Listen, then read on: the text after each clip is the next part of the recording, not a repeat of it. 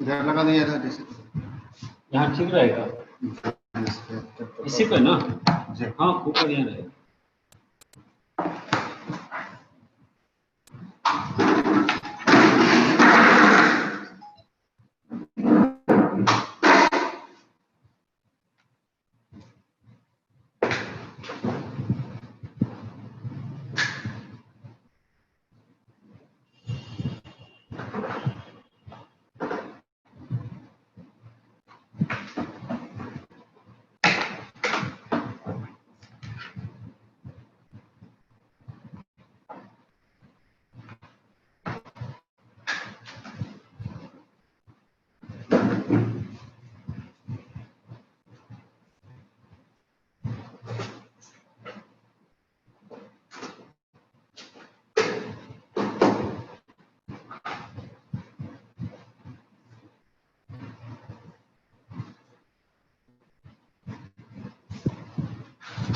दो पेज आप पे भेज रहे हैं, उसको खाली निकाल दीजिए।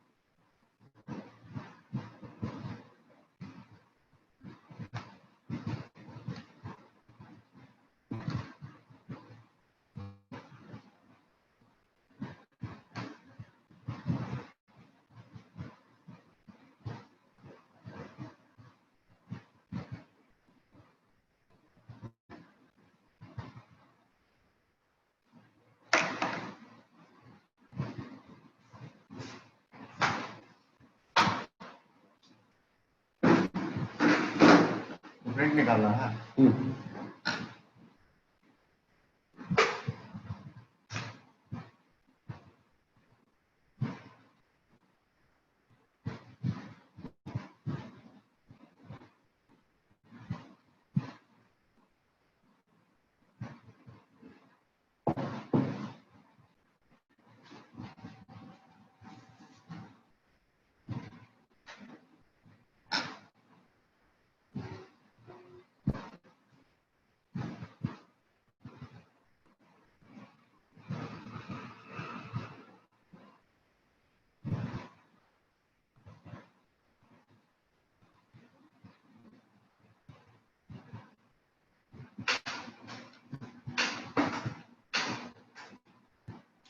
इस पे आएगा ना फेस? अलग एक्सटर्नल कैमरा लगाते हैं, हैं? अलग से कैमरा लगाते हैं। दो लगा दीजिए, थोड़ा बेहतर आगे। हेलो, हाँ हाँ, इस नंबर से कॉल आया था व्हाट्सएप पे कि प्लीज कॉल। हाँ इसका टेक्स्ट तो बहुत छोटा आ रहा है। क्या? दिखावट तो बहुत छोटा आ रहा थोड़ा सा है। बड़ा कर दीजिए ना, कर ही सकते हैं।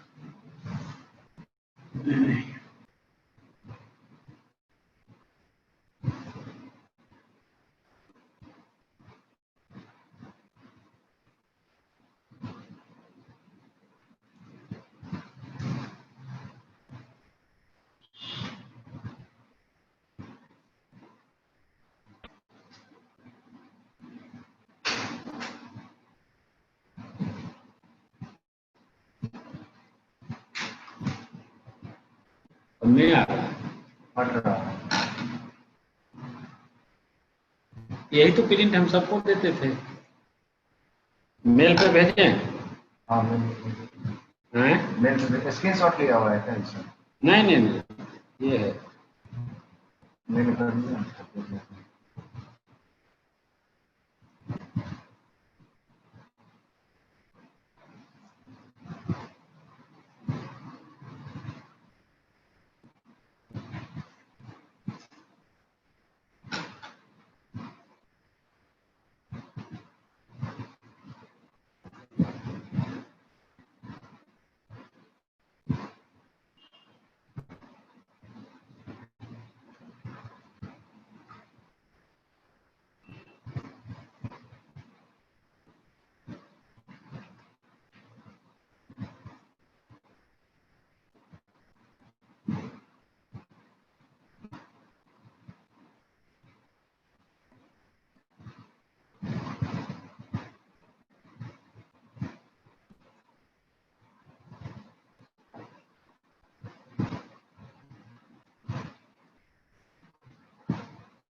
बोलिए तो।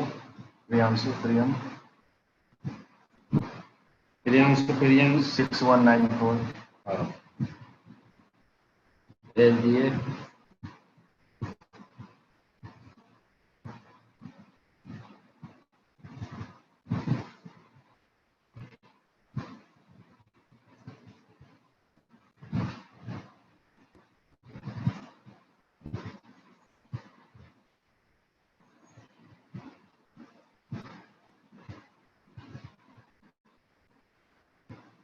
गया? जी एक ही पेज है ना? नहीं, 2 पेज है, 1 पेज और भेजो उसको, ये तो निकल जाएगा ना बड़ा। हाँ निकल गया।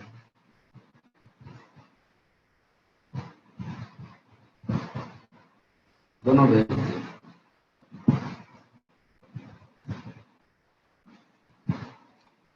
बोलने घड़ी कौन छूट जाएगा कौन होगा।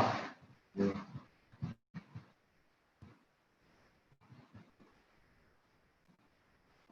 आज फिर आया था। ये ठीक है। कौन क्या है? ओल्ड एज होम का जांच। जी साला वो देगा क्या नहीं देगा बाद की बात है। क्या हुआ उसमें? कुछ ऑप्शन दिया था?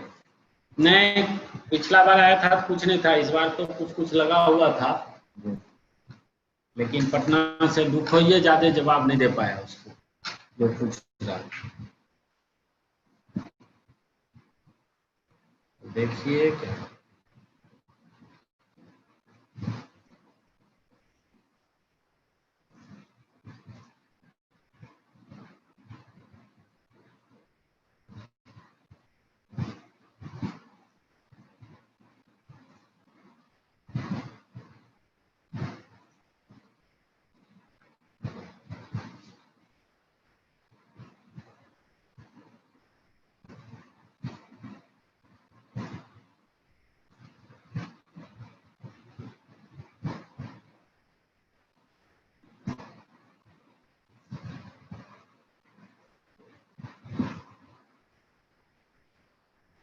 लाइट कुछ बढ़ाना पड़ेगा सब्जी,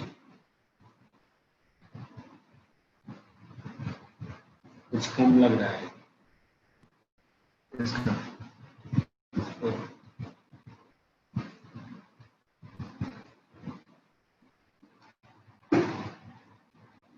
लाइट ऊपर से लगाने वाला कहीं सिस्टम नहीं दिया है। अलग से होल्डर में ये चलेगा। हाँ चलेगा, काफी है, इसमें इंक नहीं है इसका मतलब। चल जाएगा, दे दीजिए।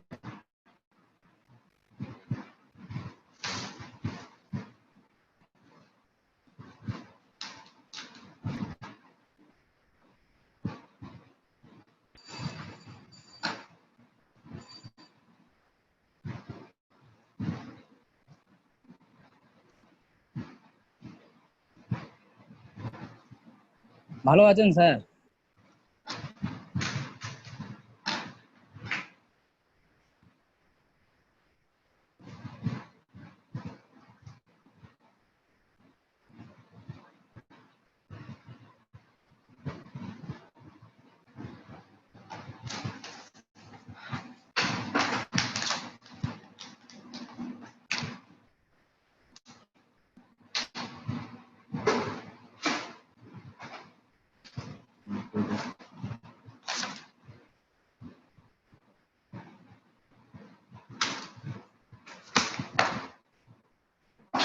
हो गया, ये लोग आ रहे हैं, वही नहीं।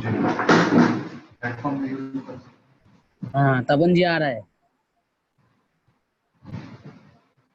इसको चार्ज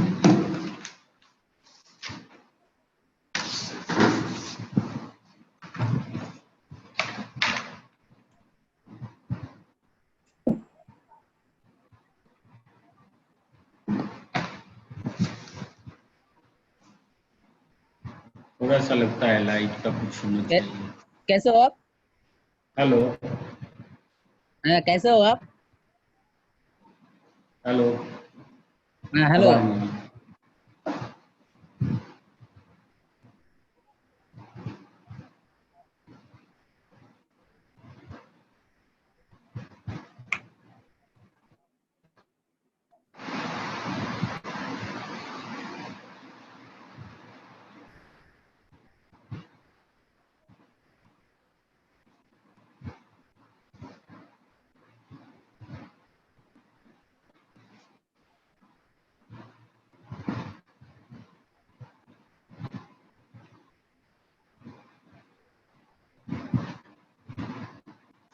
दोनों में से कोई एक रूम तैयार करेगा ना तो आपके इसको दूसरा लाइट अच्छा हो बोलना पड़ेगा ये, है कि लाइट वहाँ फेंसिंग होगा तो उसके लिए लाइट होना चाहिए।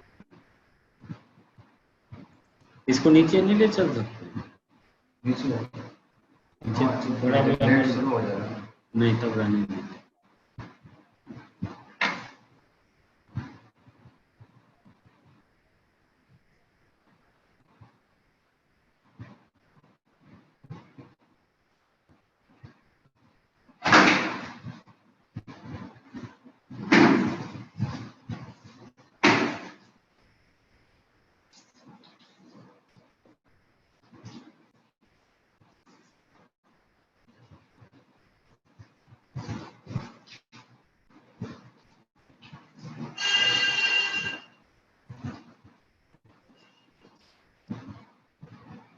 इधर नहीं किया जाए, जी सर। क्योंकि वहाँ थोड़ा हमको लगता है ज्यादा होगा। देखिए ये लाइट दोनों में अंतर है, उधरे कीजिए। 750 हुआ है, उसी को घुमा दीजिए अगर इसको चलेगा ना। हाँ चलेगा। हाँ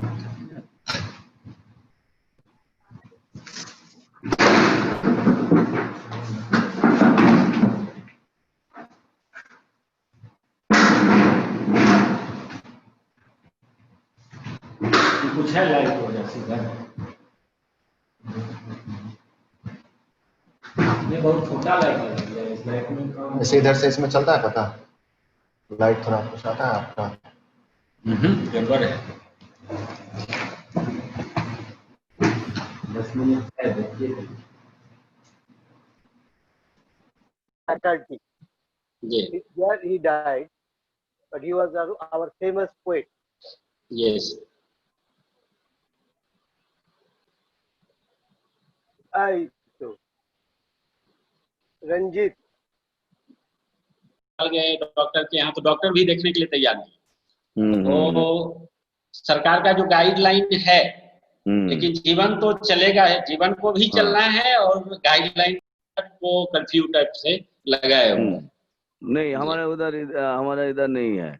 हमारे इधर हफ्ता के अनुसार से वो लोग डिसाइड कर रहा है कब 2 दिन ऐसा एकदम बंद रहेगा। कुछ भी दुकान पाट खुला नहीं रहेगा, सब बंद रहेगा। जी, सब बंद रहेगा। जी जी, एकदम। हाँ, अब वो डिपेंड कर जाता है कि पॉजिटिव केसेस कितने आ रहा है।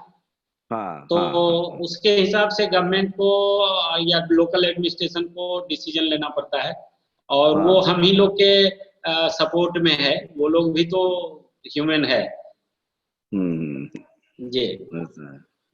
और इतना महंगा है कि अगर आप हॉस्पिटल जाते हैं तो एक मिडिल क्लास फैमिली, एक लोअर बीपीएल सूची जो लिस्ट के लोग हैं, गरीब लोग हैं, वो पॉसिबिलिटी नहीं है कि आप डॉक्टर का फी अरेंज कर सकते हैं।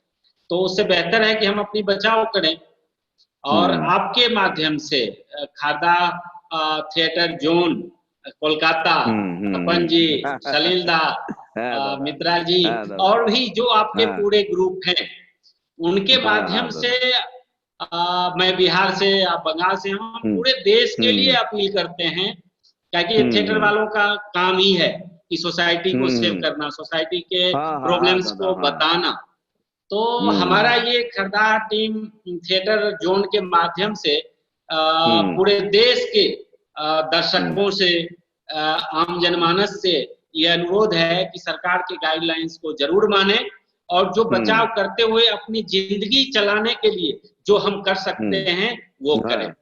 जरूर दादा, अभी ऑनलाइन के माध्यम से। और आप सबको मेरा नमस्कार कि आपने मुझे एक अवसर दिया, और लगातार एक लंबा टाइम गैप हुआ कि हम दोनों आपस में मिले हैं। और मुझे याद है कि परवीर दा के साथ जब आप आते थे, और आपका कई नाटक मैंने देखा भी है फेस्टिवल्स में, लेकिन जब एक ऑर्गेनाइजर के तौर पे, एक डायरेक्टर के तौर पे एक कलाकार आता है, तो उसका मोस्ट वेलकम होना चाहिए, स्वागत होना चाहिए।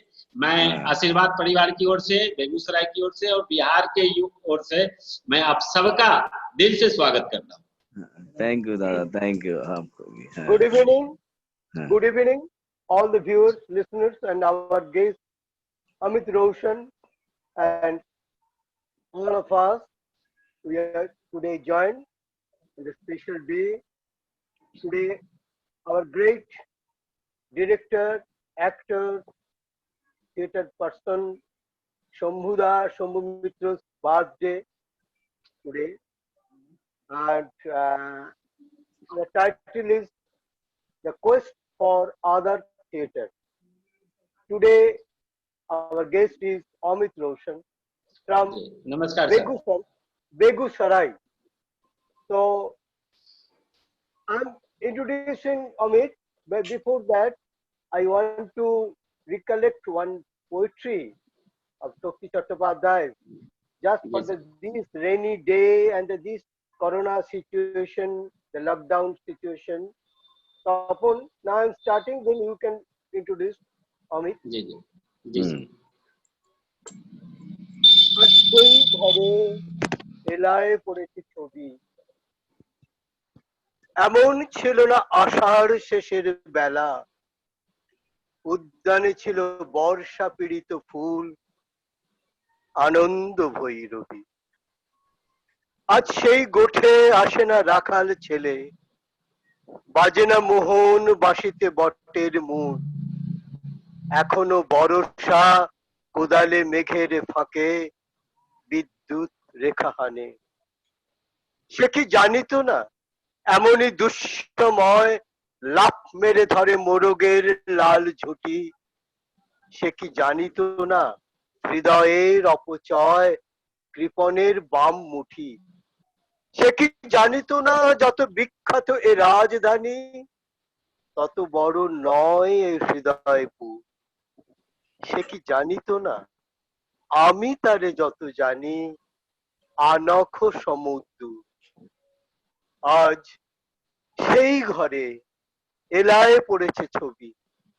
এমন ছিল না আষাঢ় শেষের বেলা, উদ্যানে ছিল বর্ষা পীড়িত ফুল, আনন্দ ভৈরবী। নমস্কার, প্লিজ सर তপন, ইয়া हाँ তপন সে हाँ something, हाँ बोलो। yeah, please you.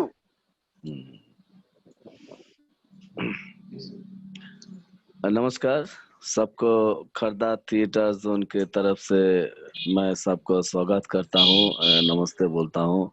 आज हमारे साथ है हमारा दादा, बेगूसराय से है, अमित रोशन। अमित दादा हमारा साथ है। एक जी, साल आप सबको भी मेरा नमस्कार इकट्ठे। पूरा खरदा थिएटर जोन के तरफ से दादा को नमस्ते प्रणाम। दादा को साथ हम लोग को भेंट हुआ है बहुत दिन पहले, तब मैं छोटा था। बेगूसराय में गया था, वहाँ पे परफॉर्मेंस किया, वर्कशॉप किया, बहुत सारा काम लगातार चलता रहा दादा के साथ। उस टाइम में पबीर दादा भी था, पबीर गुहा जी हमारा गुरु जी है, उनको भी नमस्ते। वो दादा के साथ था, इसीलिए मैं थोड़ा सा आगे बढ़ पाया, दादा का आशीर्वाद है। और एक बात मैं कहना चाहता हूँ कि आज जो हमारा साथ दादा है, और इतना दिनों से हम लोग ऑनलाइन पे सेमिनार हो रहा है, थिएटर का जो एक्टर्स लोग है, न्यू जनरेशन है, एक्टर्स लोग है, तो हम लोग जो सब्जेक्ट रखा है दादा, उसी सब्जेक्ट के ऊपर चर्चा चल रहा है कि आगे जाके हम लोग कैसे थिएटर करेंगे, कहाँ पे थिएटर होगा, थिएटर का भाषा क्या होगा, सब सारे यहाँ बहुत सारे दादा आए थे। बांग्लादेश से कुछ लोग थे, कलकत्ता से थे, हमारा चिली से थे, और बेंगालुरु से थे, और दादा बॉम्बे से थे, बहुत सारा थे। तो सबको मैं एक मैसेज देना चाहता हूँ, जो इस टाइम में जो लॉकडाउन चल रहा है, इस टाइम में थिएटर कोई नहीं कर पा रहा हूँ हम लोग, लेकिन फिर भी हम लोग थिएटर कर रहा है। थिएटर कैसे हो रहा है और अलग तरीका से हो रहा है, ये भी एक परीक्षा हो रहा है। तो दादा इस टोटल जो हमारा सीनियर दादा है, जो सोलिल दा पूरा ये देख रहा है, जो पूरा जो प्रोग्राम चल रहा है, ये पूरा डिटेल्स एकदम सोलिल दा हमारा ग्रुप का सीनियर मेंबर है, तो वो दादा सब कुछ कर रहा है। और हमारा जो वीडियो ये सब कुछ हो रहा है, मनोजीत एवं तमाल, ये दोनों सीनियर मेंबर है, वो लोग भी हमारा साथ काम कर रहा है। और हमारा साथ है सौरभ भी दादा बहुत दिनों से हम लोग को साथ है, जो कैसे होगा ये सब प्रोग्राम प्लानिंग ये सब चल रहा है। तो सब मिल के दादा एक हम लोग काम कर रहा है, जो एक सोशल मैसेज देना चाहता हूँ दादा, जो हाँ, तो उसके ऊपर ही दादा आज चर्चा होगा। आप बोलेंगे थोड़ा सा, हम लोग को प्रेरणा मिलेगा दादा, कुछ सीखने को मिलेगा। तो आज पूरा प्रोग्राम का जो है डिटेल्स वो सोलिल दा आपके साथ है, आपके साथ पूरा डिटेल्स बातचीत करेगा। सोलिल दा धन्यवाद तपन। Today our Amit Roshan, a brilliant, vibrant actor, director, and he's doing lot of things in Begusarai, in his soil, and also throughout India and abroad. So Amit, first we want to know, on behalf of the all persons, I want to know about your childhood, शैशव के बाद कैसे आप बेगूसराय से पूरा देश में छा गए through your work. The work is a theater. In your देश में नौटंकी, नृत्य, ड्रामा बहुत सारे हैं, like our jatra, our baul, aul, bhattiyali, like that. So in Bihar में also lot of folk theater, dance, song, lot of. So कैसे शुरू हुआ आपका जी। जीवन, प्लीज जी। से। आप सभी को नमस्कार दादा, और आपका प्यार और दुआ हमारे साथ है। खरदाहा टीम थिएटर जोन को जिसने मुझे ये अवसर प्रदान किया कि सलीलता के सामने कुछ बोलने का अवसर मिला है, आप सबको अभिवादन करते हैं, नमस्कार करते हैं। दादा, मैं अमित रोशन, मेरे पिताजी एक किसान थे और वो मीडियम क्लास के किसान थे। सन 1990 का दशक था और हम बचपन से अभाव की जिंदगी जीते थे दादा। उस अभाव में भी जैसे यात्रा बंगाल में होती थी तो बिहार में भी दशहरा, छठ फेस्टिवल के समय में नाटक हुआ करते थे। नाटक का मतलब क्या था कि अलग अलग जो लोग काम करते थे तो फेस्टिवल के टाइम में घर आते थे, वो लोग आपसी रिलेशनशिप बढ़ाते थे और पारसी थिएटर का नाटक जो होता था उसका आयोजन होता था। हमें देखने में अच्छा लगता था। धीरे धीरे हम लोकल जो ग्रुप गांव में नाटक करता था उनसे जुड़े और छोटी छोटी भूमिका मुझे मिलने लगा। उस समय बहुत चाइल्डहुड था, तो जो वो काम देते थे स्टेज का, तो बड़े ही समर्पण से हम क्या करते थे उसको स्टेज बनाना, चौकी लाना, ये सारा पर्दा लगाना, ये सारा कुछ। धीरे धीरे मुझे लगने लगा कि ये तो बहुत ही अच्छा वर्क है कि हम इसको ज्यादा अच्छा से कर सकते हैं। लेकिन दिक्कत क्या थी कि गार्जियन चाह रहे थे कि हम इसको पढ़ावे। मेरा गांव जो है वो गंगा नदी के तट पर अवस्थित है और हर 5 साल में कटाव से पलायन करना पड़ता था। तो जो पलायन करते हैं उनकी जो दुख है, दर्द है, वो जो करते हैं उन्हें ही महसूस होता है कि हर 5 साल के बाद आपका घर बर्बाद हो गया, जो भी आपने बनाया वो खत्म हो गया, फिर दूसरे नए सिरे से जिंदगी शुरू करनी होती थी। तो मेरे मन में एक इच्छा जाग गई कि नहीं, नाटक बहुत अच्छी चीज है, यही करना है।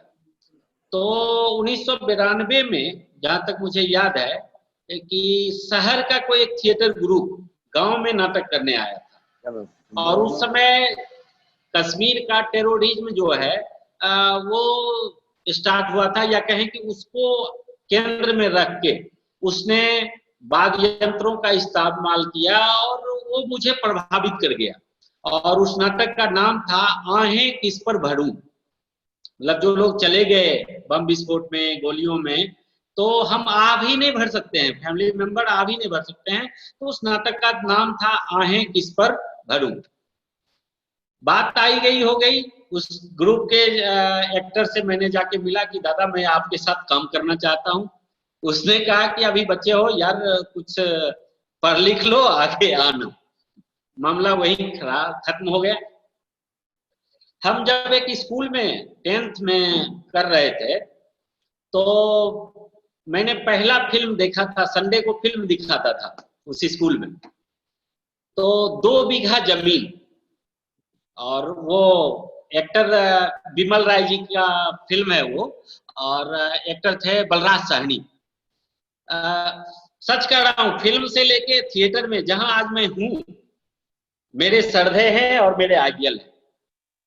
बलराज साहनी का अभिनय मुझे अभिभूत कर गया और मुझे इसी क्षेत्र में रहने के लिए क्या कहते हैं उसको कि इतना एप्रिसिएशन मिला कि मैंने तय कर लिया कि मुझे इसी सेक्टर में जाना है, मतलब फिल्म करनी है। तो उसके बाद से हम 10th हुआ, 12 हुआ, लेकिन मेरा नाटकों में दिल लगने लगा। मैं चोरी करके भी, भाग के भी नाटकों में जाता था, उनका काम करता था। इसलिए काम करता था कि ज्यादा काम करेंगे ना तो ये भूमिका करने देगा डायरेक्टर मुझे मानेगा। उस समय तो यही होता था। धीरे धीरे हम जब 12 किए तो मेरा 10+2 था 94 में। पारिवारिक कंडीशन, तपन जी सलीलदा हैं मुझे ये कहने में और आज दिल की बात रखने के लिए, इसलिए कि खरदाहा टीम के भी कई नए कलाकार होंगे जो मेरे तरह की जिंदगी से आ रहे होंगे, मजदूर परिवार से होंगे, किसान परिवार से होंगे, मिडिल क्लास के होंगे, तो निश्चित रूप से उन्हें भी जानना चाहिए कि संघर्ष होता क्या है। मेरे पिताजी विशुद्ध रूप से एक ऐसे किसान थे जिन्हें ये पता नहीं था कि कॉलेज क्या होता है, कॉलेज में एडमिशन कैसे होगा। इस तरह से करते हुए मैंने 10+2 किया।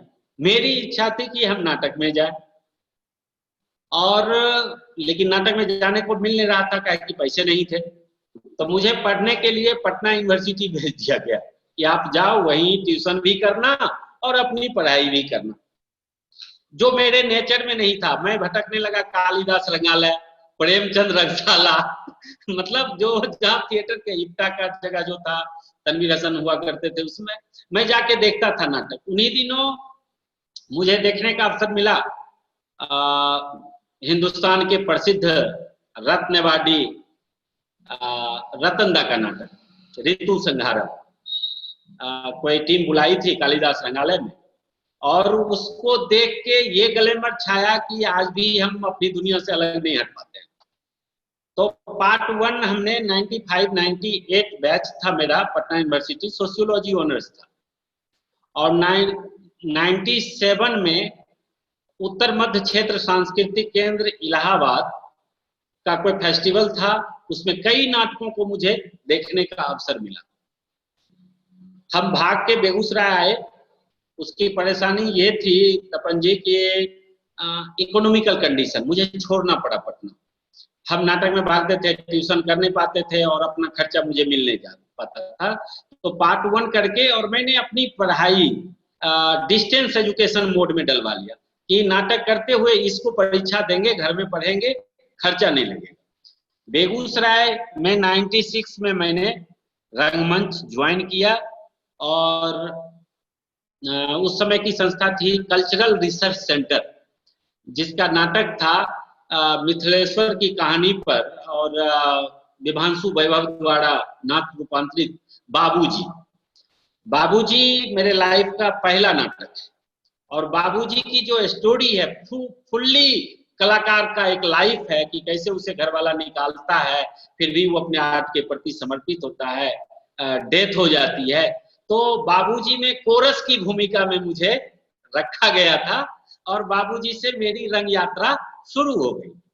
वहां भी काहे कि हम समर्पित थे, मेरे पास पैसे नहीं थे, तो मैं चाहता था कि फिजिकली मैं डायरेक्टर का काम करूं, ग्रुप का काम करूं, ताकि ग्रुप मुझे अप्रिशिएट करे। तो सेकेंड बाबूजी का शो हुआ, बहुत अच्छा शो रहा, मेरे कार्यों की सराहना हुई, और कोरस में अभिनय की भी हुई। तो डायरेक्टर का विश्वास मेरे ऊपर जम गया कि नहीं चलो ये लड़का अच्छा है। मैंने कहा ये अचीवमेंट मेरा है। तो 97 में मराठी राइटर हैं श्री बसंत सबनीस, जिनका लिखा नाटक सैया बहे कोतवाल, उसी डायरेक्टर ने अपनी नाट्य योजना के तहत उसे शुरू किया, और उन्होंने विश्वास करते हुए, आप बिलीव नहीं कीजिएगा कि जो लड़का 96 में कोरस में आता है और उसे सैया बहे कोतवाल में हवलदार का कैरेक्टर मिलता है, हवलदार इज द मेन कैरेक्टर, और 3 महीने के लगातार प्रयास में पूर्वाभ्यास के बाद मैं कभी बीच में कहता था कि ये हमसे नहीं होगा, क्या कि फिजिकल वर्क था।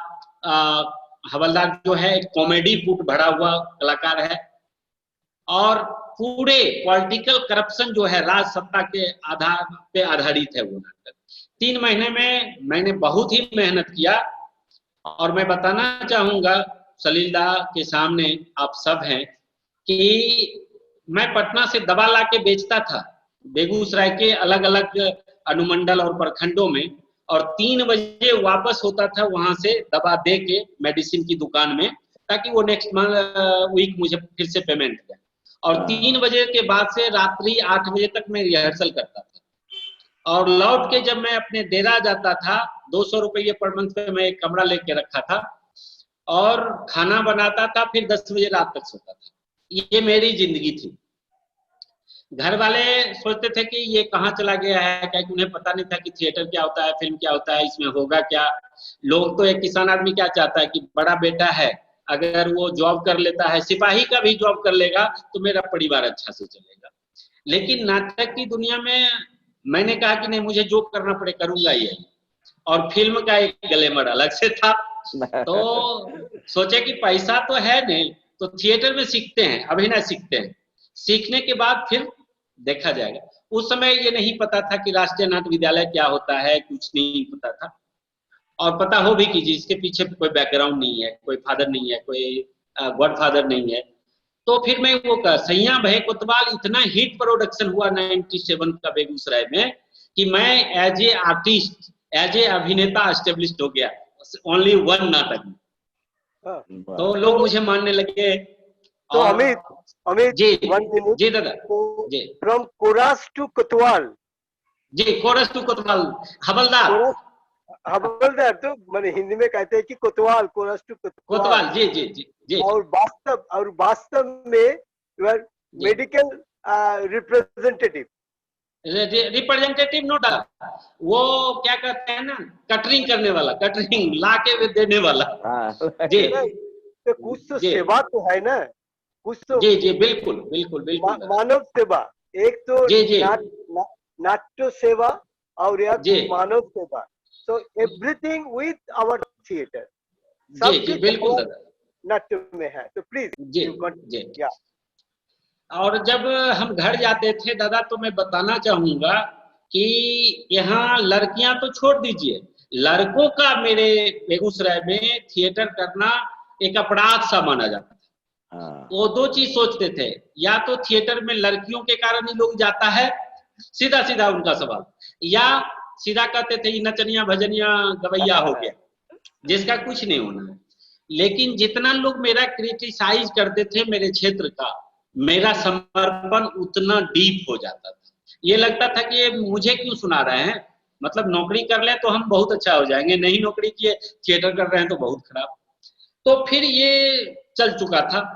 97 के बाद 97 में सैया भाई कोतवाल हुआ, और उत्तर मध्य क्षेत्र सांस्कृतिक केंद्र, जिस टीम को आज मैं बिलोंग करता हूँ, आशीर्वाद रंगमंडल, उसको उस समय चलाया करते थे। वो 1979 से चल रही थी संस्था।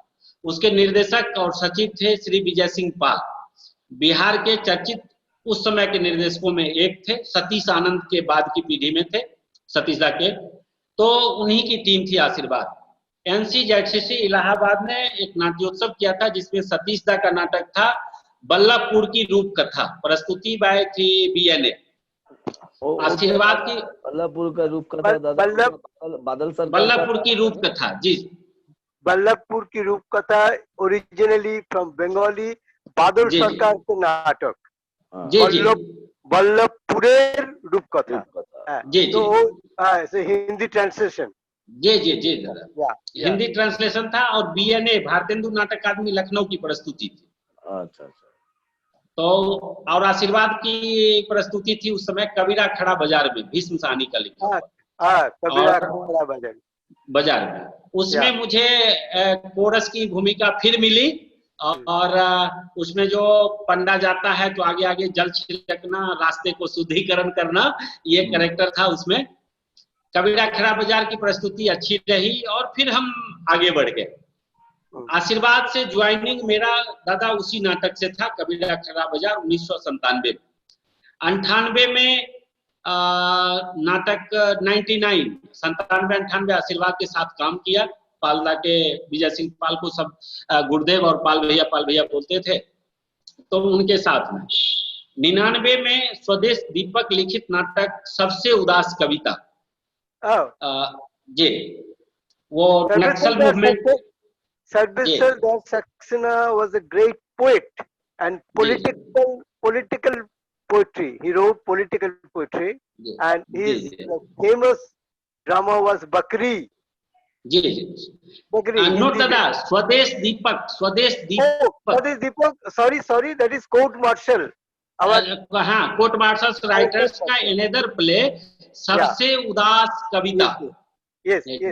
तो सबसे उदास कविता में निर्देशक ने मुझे एक डॉक्टर की भूमिका दी, जो उसका मेन कैरेक्टर है। वो MBBS करके और गांव में जाता है जहां नक्सल मूवमेंट चल रहा होता है, वहां उसकी ड्यूटी लगती है। और एक जर्नलिस्ट होती थी, अपूर्वा करके कैरेक्टर था लड़की का, जो नक्सल मूवमेंट के साथ थी, वो उसका लीडर थी, उस दोनों का कंट्रास्ट था। तो और दोनों के बीच अफेयर्स भी चलता था। एक जर्नलिस्ट जो नक्सल ग्रुप की लीडर है और एक डॉक्टर जो कि गरीबों के लिए काम करने आया। तो उसके संवाद, 2 लाइन हम बोलेंगे अभी कि उसके संवाद आज भी मुझे याद है। जब वो आके टॉर्चर करती है कि डॉक्टर तुम करते क्या हो, तो वो कहता है कि क्या आप जानती हैं भूखे पेट पढ़ाई की तकलीफ, पिता मरे तो पेंशन बंद, पिता मरे तो पेंशन बंद, माँ के देखभाल में मैंने आगे पढ़ा और माँ मरी तो मेरे पास सब कुछ खत्म था। आप नहीं जानते हैं भूखे पेट पढ़ाई की तकलीफ क्या होती है, मैंने भोगा है। तो वो मुझे क्या कि मेरे कैरेक्टर से मिलता था कि मुझे भी पैसे नहीं थे, अभाव की जिंदगी जी रहा था, और वो कैरेक्टर, उस कैरेक्टर को मैंने आत्मसात किया, अच्छा किया। और 99 में दादा मैं बताऊंगा कि उसी समय अभी वर्तमान कार्यकारी निदेशक श्री सुरेश शर्मा ने मंडी में हिमाचल सांस्कृतिक शोध संस्थान व नाटक अकादमी ओपन किया 98 में। 99 में मैं गया सेकेंड ईयर, और वहां के ग्रुप में इंटरव्यू बोर्ड में थे वर्तमान उप सचिव श्री सुमन कुमार, संगीत नाटक अकादमी नई दिल्ली।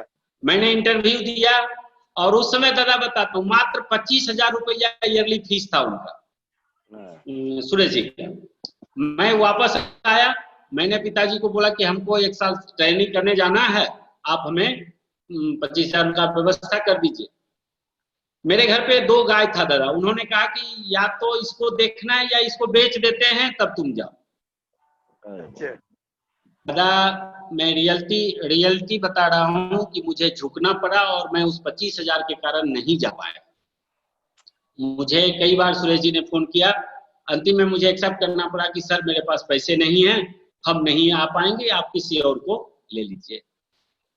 उसके बाद दादा आप मेरे पास बेचैनी वो थी कि हम 25,000 के कारण जा नहीं पाए, और उतना नहीं पता था कि राष्ट्रीय नाट्य विद्यालय में कैसे जाना है, क्या करना है, लोग बताने वाले भी नहीं थे। ग्रेजुएशन मेरा ड्रैग कर गया था, तो ग्रेजुएशन होता तभी हम वहां जा सकते। तो दादा मैंने पढ़ के सन 2000 95-98 मेरा सत्र था, और 2 साल गैप करके 2000 में दादा पढ़ के मैंने ग्रेजुएट हुआ। लेकिन मेरी परिस्थितियां वही थी, आर्थिक कंडीशन गंगा कटाव के कारण गार्जियन का गिरता चला गया। हम बड़ बेटा थे, 4-5 भाई बहन हैं, और जब हम कुछ नहीं कर रहे थे तो मेरा डिमांड करने का कोई हक नहीं होता था। तो मैंने घर छोड़ दिया और थिएटर के लिए पूर्णतः समर्पित हो गया। इसी बीच ग्रामीण कल्चर में पिताजी ने मेरी शादी भी कर दी थी, लेकिन ना मैं कभी उधर घूम के देखता था ना जाता था, क्योंकि मेरे पास पैसे होते नहीं थे, तो जाने का कोई तुक नहीं। और दादा 2000 के बाद मैं आशीर्वाद रंगमंडल में उसी ईयर में सेक्रेटरी घोषित हुआ। मेरे काम को देख के, मेरे समर्पण को देख के लोगों ने मुझे सचिव माना। क्योंकि मैं पटना विश्वविद्यालय का छात्र था, तो मुझे ये एहसास हो गया था कि मुझे टीम को चलाना कैसे है, और यही टीम जो है मेरे जीविकोपार्जन का भी साधन होगा और रंगमंच करने का भी साधन होगा। इसलिए टीम को डॉक्यूमेंट से मजबूत करो।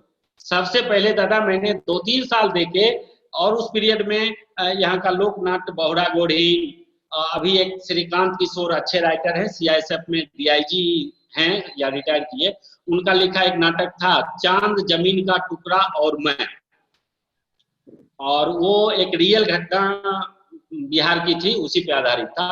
उस नाटक की प्रस्तुति मैंने किया, तो उसमें मुझे आपके नाम से मिलता जुलता एक बंगाली कैरेक्टर था, अर्पित सरकार। तो उस अर्पित सरकार का कैरेक्टर मुझे मिला था। अच्छा। और उसकी भूमिका मैंने की, क्या कि वो 10th का लड़का होता था और उसको सिखा दिया कि अगले का मर्डर करना है, उससे मर्डर करवा दिया। और वो इतना इनोसेंट था, वो कहता है कि दादा ने जो कहा मैंने वो कर दिया, इसमें इतना सोचने का क्या है। तो ये उसके संवाद थे। तो चांद जमीन का टुकड़ा मैं किया। 2001 में संगीत नाटक अकादमी नई दिल्ली ओम प्रकाश भारती, डॉक्टर ओम प्रकाश भारती जी के उस समय वो प्रोजेक्ट ऑफिसर हुआ करते थे संगीत नाटक अकेडमी में। उन्होंने बिहार के लेवल पे एक युवा नाट्य कार्यशाला का आयोजन किया। उन संजोग से मेरे पास कुछ था नहीं, लेकिन इंटरव्यू दिया, सतीश दा थे, सुमन जी थे और भारती भैया थे, तो मेरा सिलेक्शन हो गया। उस सिलेक्शन में थिएटर के बहुत सारे विभूतियों से का सानिध्य मुझे प्राप्त हुआ। लाइट में अब तो शायद जीवित नहीं होंगे, श्री अमर घोष कोलकाता से। Oh, yeah, Shri Amar Ghosh, he was my teacher in yes, university, yes, sir. Govind Bharati ji, University, and the ji, founder of Sarkarina stage, ji, ji, yes, sir. the revolving stage in ji, ji, Bagan. Yes, जी। तो अमरदा का Prasanna sir का कर्नाटक से, प्रतिभा अग्रवाल जी आई थी शोध संस्थान का कलकत्ता से, निरंजन दा का माइम के लिए आए थे, शशधर आचार्य आए थे, और महेंद्र कुमार चंडीगढ़ यूनिवर्सिटी में थे, वो स्टेज क्राफ्टिंग और मेकअप के लिए थे, सतीश दा थे, सुमन भैया थे। इस तरह से बड़े एक कैनवास का और थिएटर क्या होता है विस्तृत रूप मैंने 2001 में देखा।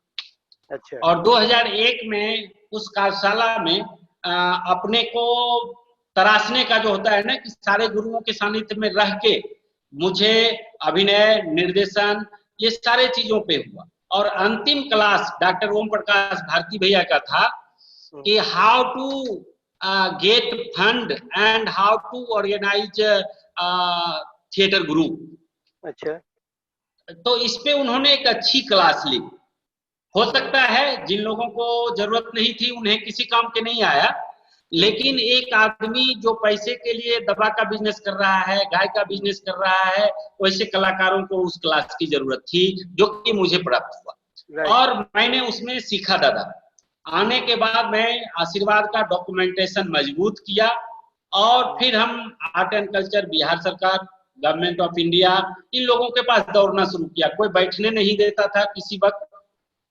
धीरे धीरे परिचय बढ़ाए, उनके कुछ कार्यों में नुक्कड़ नाटक जो मिला उसको करना, तो ये सब करके। और उस समय नेहरू युवा केंद्र भी नाटक के लिए कुछ कुछ काम देती थी। तो मैं 2001 में दादा, जब मेरे पास कोई काम नहीं था और दवा का बिजनेस बंद हो गया नाटक के चक्कर में, चाहे हम रिहर्सल करते थे, शो करते थे, समय पे दवा पहुंचाते नहीं थे, तो लोगों ने लेना बंद कर दिया।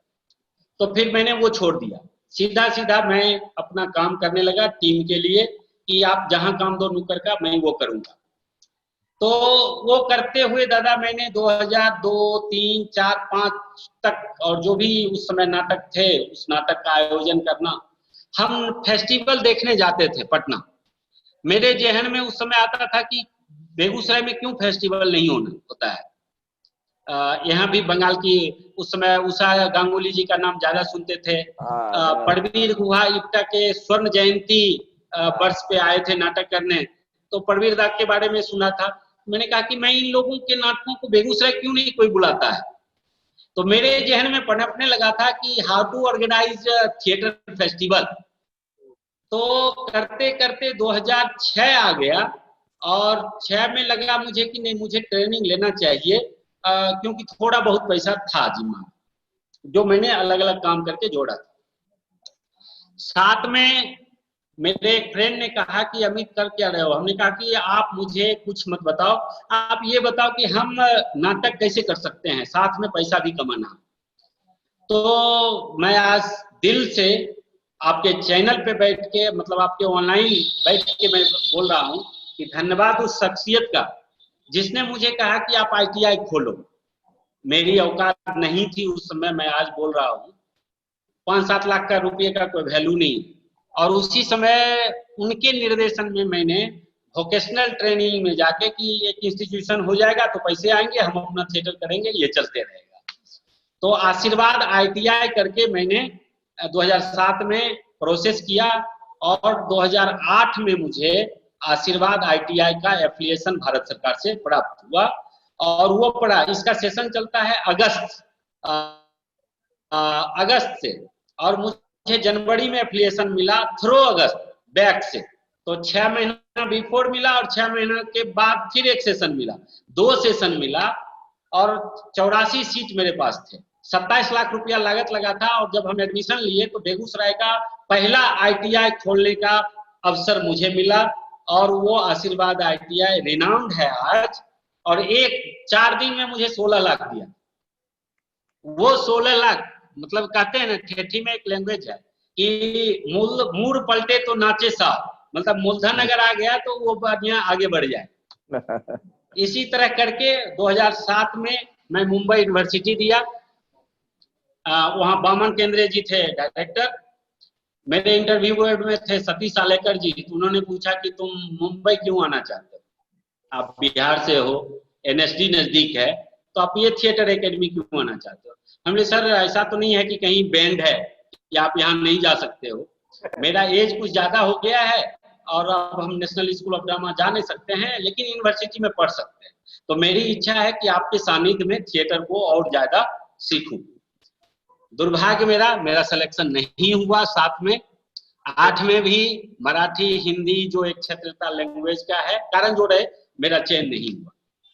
मैं लौट रहा था दिल्ली में तो किसी ने मुझे बताया कि हैदराबाद केंद्रीय विश्वविद्यालय में डिपार्टमेंट ऑफ थिएटर आर्ट्स है, जहां doctor Satyavrat Raut mean Satya sir हैं। मैंने कहा कि ठीक है, सत्या सर से मुलाकात भी होगी। तो उन्होंने मुझे केंद्रीय विश्वविद्यालय के डिपार्टमेंट के बारे में डिटेल्स बताया और तपन जी और सलील दा 2009 में मैंने रिटर्न दिया और मेरा सिलेक्शन हुआ। उस समय चेयरपर्सन में वहां थे प्रोफेसर पद्मश्री राम गोपाल बजाज सर। अच्छा। और उनके सानिध्य में वो मतलब 1 साल मुझे मिले। भले हम नहीं गए, मेरा सिलेक्शन नहीं हुआ मुंबई यूनिवर्सिटी, लेकिन आज मैं जहां हूं उसका पूरा श्रेय हैदराबाद केंद्रीय विश्वविद्यालय के Sarojini Naidu arts and communication के थिएटर डिपार्टमेंट को जाता है। और उस डिपार्टमेंट के वर्तमान HOD डीन रह चुके हैं प्रोफेसर बी अनंत कृष्णन। उनकी जितनी उनके बारे में कहा जाए शब्द मेरे पास सर नहीं है। और एक हिंदी भाषी लड़के को उन्होंने अपना पूरा आशीर्वाद दिया और पूरा डिपार्टमेंट आज भी मुझे मानता है, मुझे प्यार करता है, ये कहने में कोई दुमत नहीं। तो 2009 से 2012 दादा मैंने ITI वहीं छोड़ दिया स्टाफ पे कि ये तो चलता रहेगा। स्टाफ अगर मेरे जहन में जो बातें आई थी कि स्टाफ कुछ खा जाएगा, पैसा खा जाएगा, लेकिन ट्रेनिंग फिर मुझे नहीं मिलेगा। मेरा एज 40 के लगभग 37-38 जा रहा था। हमने मुझे वो जाना चाहिए और मैं दादा सब कुछ छोड़ के चला गया हैदराबाद। 9 से 12 में मैं पास आउट हुआ as a specialization design and direction. MM में मेरा डिस्टिंक्शन मार्क्स दिया हैदराबाद यूनिवर्सिटी में। लेकिन इसी पीरियड में 2010 जब गुजरा, 9 में थे, फर्स्ट ईयर खत्म किए दादा, तो मैंने सोच लिया कि अब फेस्टिवल मुझे करनी चाहिए, क्या कि ITI से भी 1.5-2 लाख रुपया मुझे मिल जाएगा। उस समय 2010 में 2 लाख बहुत मायने रखता था। तो उषा जी की गणेश महिमा नाटक थी बंगाल से, और संजय उपाध्याय जी का विदेशिया, और शाहजहांपुर यूपी का एक प्ले, और आशीष पाठक का पॉपकॉर्न, ऐसे करके 5 नाटकों को मैंने प्रथम आशीर्वाद राष्ट्रीय नाट्य महोत्सव की शुरुआत कर दिया। अच्छा। बेगूसराय में? बेगूसराय में जी सर। और बेगूसराय का पहला राष्ट्रीय नाट्य महोत्सव था। तो एक कहता है ना कि दादा कि अगर आपके पीछे कोई नहीं हो तो ऊपर वाला जरूर होता है। तो आप लोगों का आशीर्वाद और मेरे एक ऐसे लड़के को जिसके पीछे कोई नहीं था, वो फेस्टिवल बहुत ही बेहतरीन रहा। 2011 में, ताकि दूसरा मुझे करना था, और यूनिवर्सिटी में 2.5 महीने की छुट्टी होती थी दादा, अप्रैल, मई और 15 जुलाई। तो मैंने सोचा अप्रैल लास्ट वीक जाऊंगा, मई व्यवस्था करूंगा और जून में फेस्टिवल रखा। 23 जून से 30 जून 8 दिवसीय द्वितीय आशीर्वाद राष्ट्रीय नाट्य महोत्सव का आयोजन किया, जिसमें पहला नाटक मैंने यूनिवर्सिटी में था, सारे चीज लोगों को जानने लगा था। तो आयोजन से जब हम फाइनल करने लगे तो मैंने सबसे पहला नंबर खोजा रतन दा का। रतन दा का नंबर किसी से लिया और डायरेक्ट कॉल लगाया, कोई भाया मीडिया नहीं कि दादा आप बोल दो इनको। मैंने फोन लगाया, संजोग फोन उन्होंने रिसीव किया, बोला कि आप कौन? हमने कहा दादा नमस्कार, मैं Amit Roshan first year student Hyderabad central university theatre department बोल रहा हूँ, बिहार से हूँ। दादा हम आपका नाटक मंगाना चाहते हैं, ऐसे ऐसे फेस्टिवल कर रहे हैं। 1 मिनट चुप रहे, फिर बोले कि आप कर लोगे ना? हम कहे जी दादा कर लेंगे। और उन्होंने अपनी स्वीकृति दे दी और बोला कि डोलेंड्रो उनका जो पीएस है या ऑर्गेनाइज करता है, बोले उसको मैं बोल देता हूँ, तुम्हारा नंबर देता हूँ, वो बात कर लेगा। और दादा वो फाइनल हो गया। अब रतन दा, परवीर गुहा, संजय उपाध्याय, नौशाद, डॉक्टर सत्यव्रत राउत, मेरा एक बैचमेट था केरला से अभिमन्यु विनय कुमार, सुरेश भारद्वाज के नाटक, ऐसे करके 8 नाटकों का फेस्टिवल मैंने किया, 8 दिनों का। और उसमें टोटल बजट था 13,80,000 लगा। कहिएगा कि वो बजट कहाँ से आया? कुछ तो मेरा ITI दिया। और रतन दा का खर्चा उस समय बिहार की कल्चर मिनिस्टर थी सुखदा पांडे, वो प्रोफेसर थी, और उन्होंने रतन दा के नाम पर एक बार एक्सेप्ट किया। भाजपा के ऑफिस में एक मंत्री पर डे बैठते थे और जनता के लिए, तो उनमें जो भी प्रपोजल आप लेके जाते थे उस पर वो बात करते थे, मिलते थे और उसको उसी समय। जिस दिन मैं प्रपोजल लेके गया अपने सेकंड फेस्टिवल का, कोई नहीं था। तो मीडिया ने पूछा कि सुखदा जी आज क्या आया है आपके पास? तो उन्होंने आशीर्वाद का फाइल लहरा के कहा कि आज नाट्य महोत्सव का प्रपोजल आया है मेरे पास और इसमें रतन श्याम जी को बुलाया गया है। मैं आज अनाउंस करती हूँ कि उनका टोटल खर्च बिहार सरकार उठाएगी। दादा ये मेरे लिए उनका बहुत बड़ा आशीर्वाद था कि 4 लाख रुपया बजट था उनका, वो सारा बिहार सरकार ने दिया। उसके बाद EZCC, NCZCC, प्रवीर दा का कुछ उसागम, इस तरह से करके मैंने वो अरेंज किया। और ITI मुझे एकदम सेंटर पे रखता था। 11 हुआ, 12 हुआ, तपन जी आप भी कई बार आए, 13 हुआ, 14 हुआ, वो लगातार फेस्टिवल का कारवां बढ़ गया। चलता रहा। उसके बाद कई ऑर्गेनाइजेशन ने मेरे बाद बेगूसराय में नाटकों के महोत्सव को बढ़ाना शुरू किया। मेरी शुभकामना आज भी उनके साथ है कि वो भी आगे बढ़ाएं। और 15 तक के बाद 15 में मैंने बच्चों के लिए काम करना शुरू किया कि आखिर नए कलाकार आएंगे मेरे पास कहाँ से, क्योंकि एक minute before children's theater I ask one question. As an administrator तो बहुत सारे समस्या को आमना सामना किया आपने। जी बहुत। It is one thing the financial, everything is in festival, not only finance, lot of problems will arise and you have to overcome. So mainly in your soil, the Begusarai, which is not like Kolkata or Patna or Ranchi or Delhi or Mumbai. So कैसे अपने वो समस्या को overcome किया? जी दादा, जब मैं नाट्य महोत्सव की तैयारी करता था ना, तो मेरा नेचर ये था कि किसी ग्रुप का नाटक हो, अगर मुझसे जो हो सकता है उसे सपोर्ट करो। तो बेगूसराय के जो भी थिएटर ग्रुप थे उनका सपोर्ट मिलता था मुझे, लड़कों से सपोर्ट मिले, उनके टेक्नीशियन से सपोर्ट मिले। और मैं पहले जब नाटकों की सूची बन जाती थी, निर्देशक का नाटक फाइनल हो जाता था, तो उनके हिसाब से तय कर लेते थे कि उनको प्रॉपर्टी क्या देना है, क्या क्या चीज उन्हें चाहिए। तो हम उस कार्यों को बांट देते थे कि आपको हॉल आपको देखना है, डायरेक्टर का आना जाना आपको देखना है, होटल आपको देखना है। इस तरह से मैं वर्क को डिवाइड कर देता था। और टोटल वर्क को फिर भी मैं जब तक, अगर सलील दा पहुंचे अपनी टीम लेके, अगर 2 मिनट भी मैं उनसे नहीं मिला तो मुझे चैन नहीं मिलता था। हर निर्देशक से मिलना और सारे चीजों को, जैसे बेटी की शादी में बाप सब कुछ करता है, तो एक ऑर्गेनाइजर अपने फेस्टिवल में बेटी का बाप होता है। उसके लिए ना छुट्टी है, ना कुछ है, ना रात दिन है।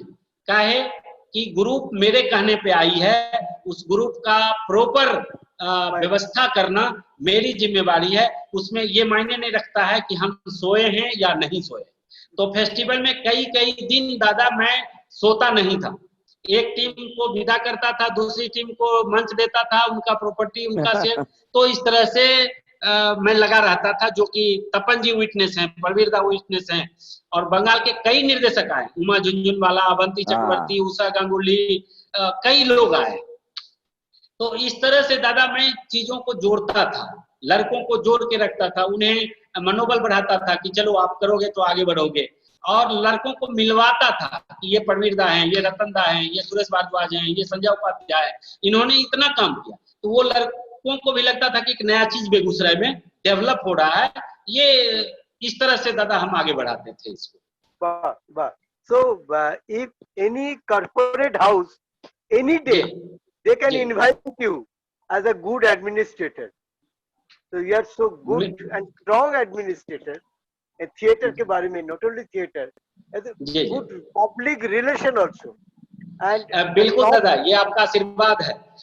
नहीं नहीं, इस सबको इकट्ठा करके, I am not only one person, all of you are the part of the festival. Part of us.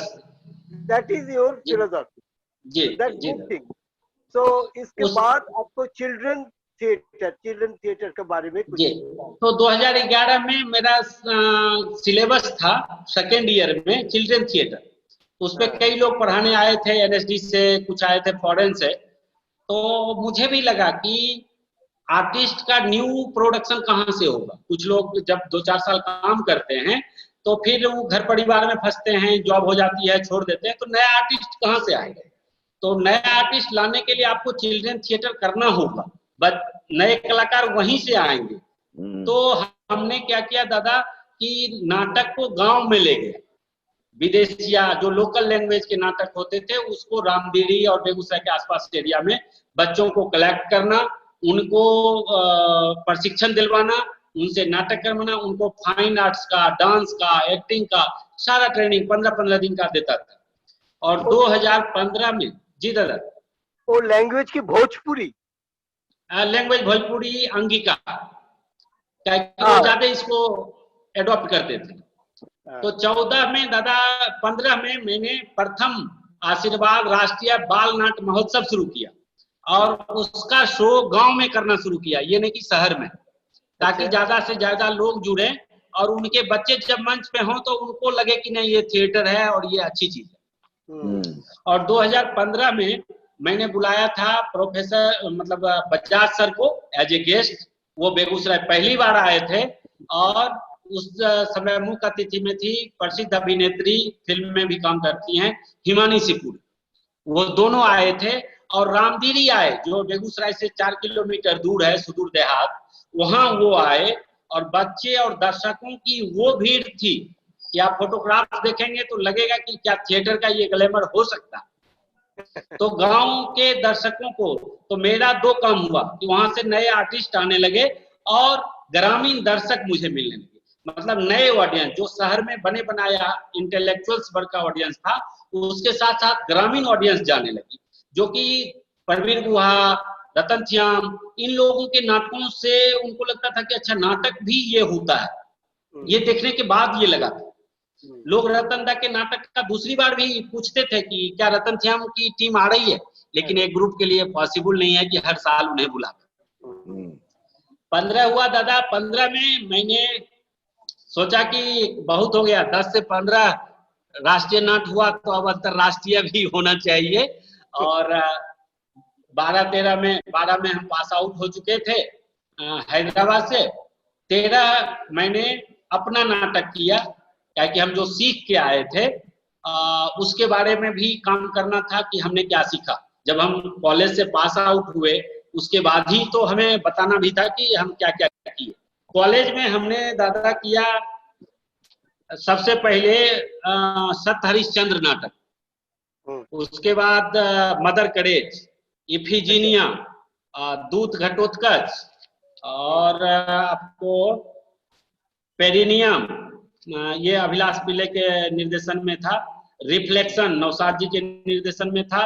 और एल्बर्ट्स ब्रिज जो प्रोफेसर मोहन महर्षि जी के निर्देशन में थे।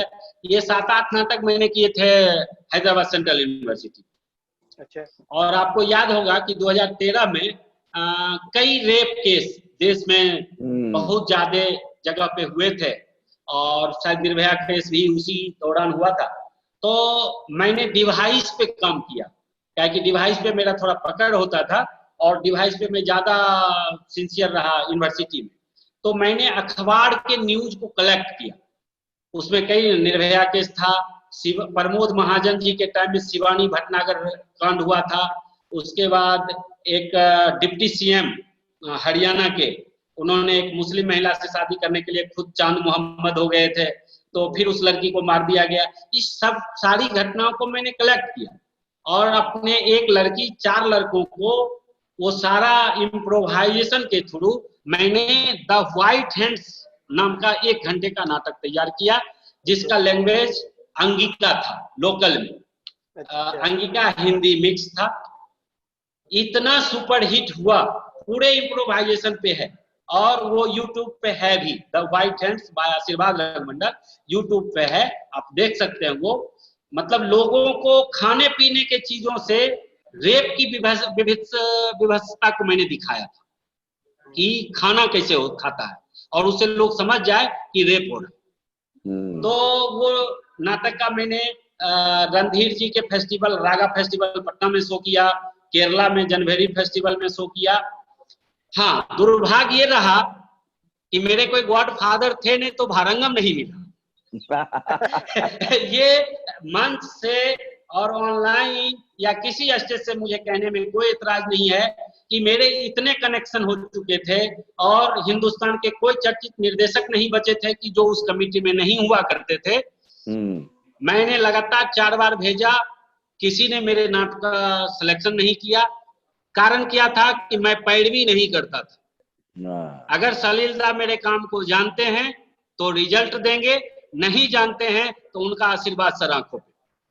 रतन दा से लेके सुरेश भारद्वाज, देवेंद्र राज अंकुर, जो भी सारे लोग मुझसे कनेक्टेड है दादा, लेकिन मैं आज एक्सेप्ट करता हूं कि मेरे नाटक का सिलेक्शन नहीं हुआ और आज तक नहीं हुआ। अब मैंने भेजना बंद कर दिया। कि नाटक हम भारंगम के लिए नहीं करते हैं, नाटक मैं थिएटर के लिए करता हूँ, रंगकर्म के लिए करता हूँ। और दादा मेरा वो तो 15 के बाद हम आ गए कि हमें इंटरनेशनल करना है। हैदराबाद में, नॉर्वे, लंदन, यहाँ से प्रोफेसर, एनएसडी से ज्यादा प्रोफेसर फॉरेन से हैदराबाद में पढ़ाने आते हैं। और बांग्लादेश के एक डायरेक्टर श्री कमालुद्दीन नीलू, नाम आप जानते होंगे। जी, वो हमारे गुरु रहे हैं। और उनसे बात करके नौशाद जो पास आउट हैं, अभी हैदराबाद में प्रोफेसर हैं, और अनंत सर के माध्यम से मैंने नॉर्वे, ताइवान, फिलीपींस, बांग्लादेश और हिंदुस्तान के नाटकों को बनाया। उसका बजट 30 लाख बना दादा। अच्छा जी, तो मैंने 30 लाख जी 30 लाख क्या है कि फॉरेन की टीम आनी थी, उस सारे को या तो कलकत्ता हवाई अड्डा उतरेगा या दिल्ली हवाई अड्डा उतरेगा, फिर वहां से रिसीव करो, उनको होटल में ठहरा, फिर इंडिया लेके आओ। तो इस तरह से खर्च थे। तो मैंने तत्कालीन जिलाधिकारी जो कि कला हृदय थी, हटली आर्ट लवर थी, वो श्रीमती सीमा त्रिपाठी, अच्छा, वो आर्टिस्ट को मानती थी। हमने कहा कि मैडम आपकी अध्यक्षता में मैं ये फेस्टिवल करना चाहता हूँ, ये बिहार का पहला इंटरनेशनल फेस्टिवल होगा, कभी सरकार ने भी नहीं किया।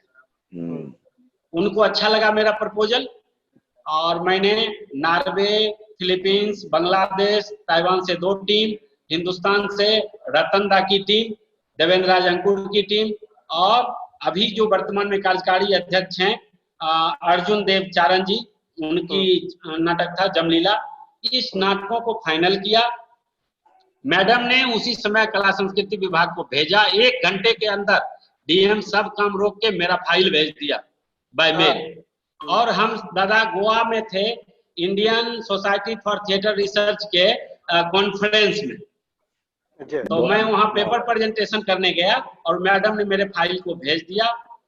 और अभी जो वर्तमान विधायक हैं, उस समय विधायिका बनी थी वो भी महिला हैं, नारी शक्ति को सलाम। उन्होंने भी सपोर्ट किया और बिहार सरकार ने एक्सेप्ट किया 20 लाख, ये हम आपको देंगे। अच्छा। तो मुझे लगा कि जब 20 बिहार सरकार देगी तो 10 तो हम अपनों से भी देख लेंगे। तो रतन दा का फिर मैंने एसएनए से कांटेक्ट किया, तो सुमन दा ने कहा कुछ टीम को EZCC कोलकाता ये किया। इस तरह से दादा मैंने 30 लाख में और कुछ मुझे घर से लगा। 27 मार्च 2016 मतलब विश्व रंगमंच दिवस से world theatre day to Hindi theatre day 3 अप्रैल, ये 8 दिनों का मैंने दादा बिहार का फर्स्ट आशीर्वाद इंटरनेशनल थिएटर फेस्टिवल बेगूसराय में किया। और आप बिलीव करेंगे 600 सीट था उस समय यहाँ के ऑडिटोरियम का और 1000 के ऑडियंस थे। अच्छा जी, रतन दा भीड़ में घूम रहे थे। फिर से मैंने रतन दा का और उस फेस्टिवल का ओपनिंग रतन दा के मैकलेट से किया। 2011 में वो आए थे व्हेन वी डिड अवेकन लेके, और 2016 में आए वो मैकलेट से। और उसमें अंकुर जी का प्ले था एक लास्ट डे, और उसी दिन मेरा भी प्ले था। उनका प्ले था गरीब नवाज और मेरा प्ले था 2 औरतें। 2 औरतें का शो संगीता सेठी है, उन्हीं की रचना है, कहानी था। और इसका शो मैंने उमा झुनझुनवाला के फेस्टिवल में भी किया है कोलकाता। अच्छा कोलकाता जी जी, जश्न रंग में जी। तो वो प्रस्तुति, तो इस तरह से इंटरनेशनल फेस्टिवल भी बहुत हाईलाइट रहा। उसका समापन किया था उस समय रामकृपाल यादव जो ग्रामीण विकास मंत्री भारत सरकार थे, और जितने भी संजय उपाध्याय, ऋषिकेश सुलभ, सारे परवेज अख्तर, बिहार के तो सारे लोग थे, हिंदुस्तान के भी बहुत सारे लोग।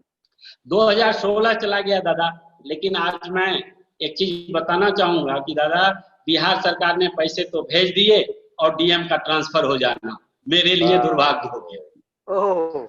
उसके बाद आए मोहम्मद नौशाद यूसुफ, उनको नाटक से कोई लेना देना नहीं था, और उन्होंने कहना शुरू किया, सब काम किया, कि फॉरेन टीम थी तो उसके सुरक्षा के लिए सदर डीएसपी को नियुक्त कर दिया, थिएटर फेस्टिवल को देखने के लिए सदर एसडीओ और डीपीआरओ को नियुक्त कर दिया, ये सब व्यवस्था कर दिया। लेकिन पेमेंट भुगतान करने में दादा जो ब्यूरोक्रेसी का झमेला है, सदर एसडीओ ने 3 अप्रैल को मेरा खत्म हुआ, 4-5-2 दिन के बाद पूरा file with voucher SDO receive करके साइन करके डीएम को दे दिया, और डीएम ने कहना शुरू किया कि थिएटर में 20 लाख कैसे लगेगा, जबकि गवर्नमेंट का ऑर्डर था कि ये पैसा सचिव आशीर्वाद रंगमंडल को आशीर्वाद प्रथम राष्ट्रीय अंतरराष्ट्रीय नाट्य महोत्सव के लिए दिया जाए।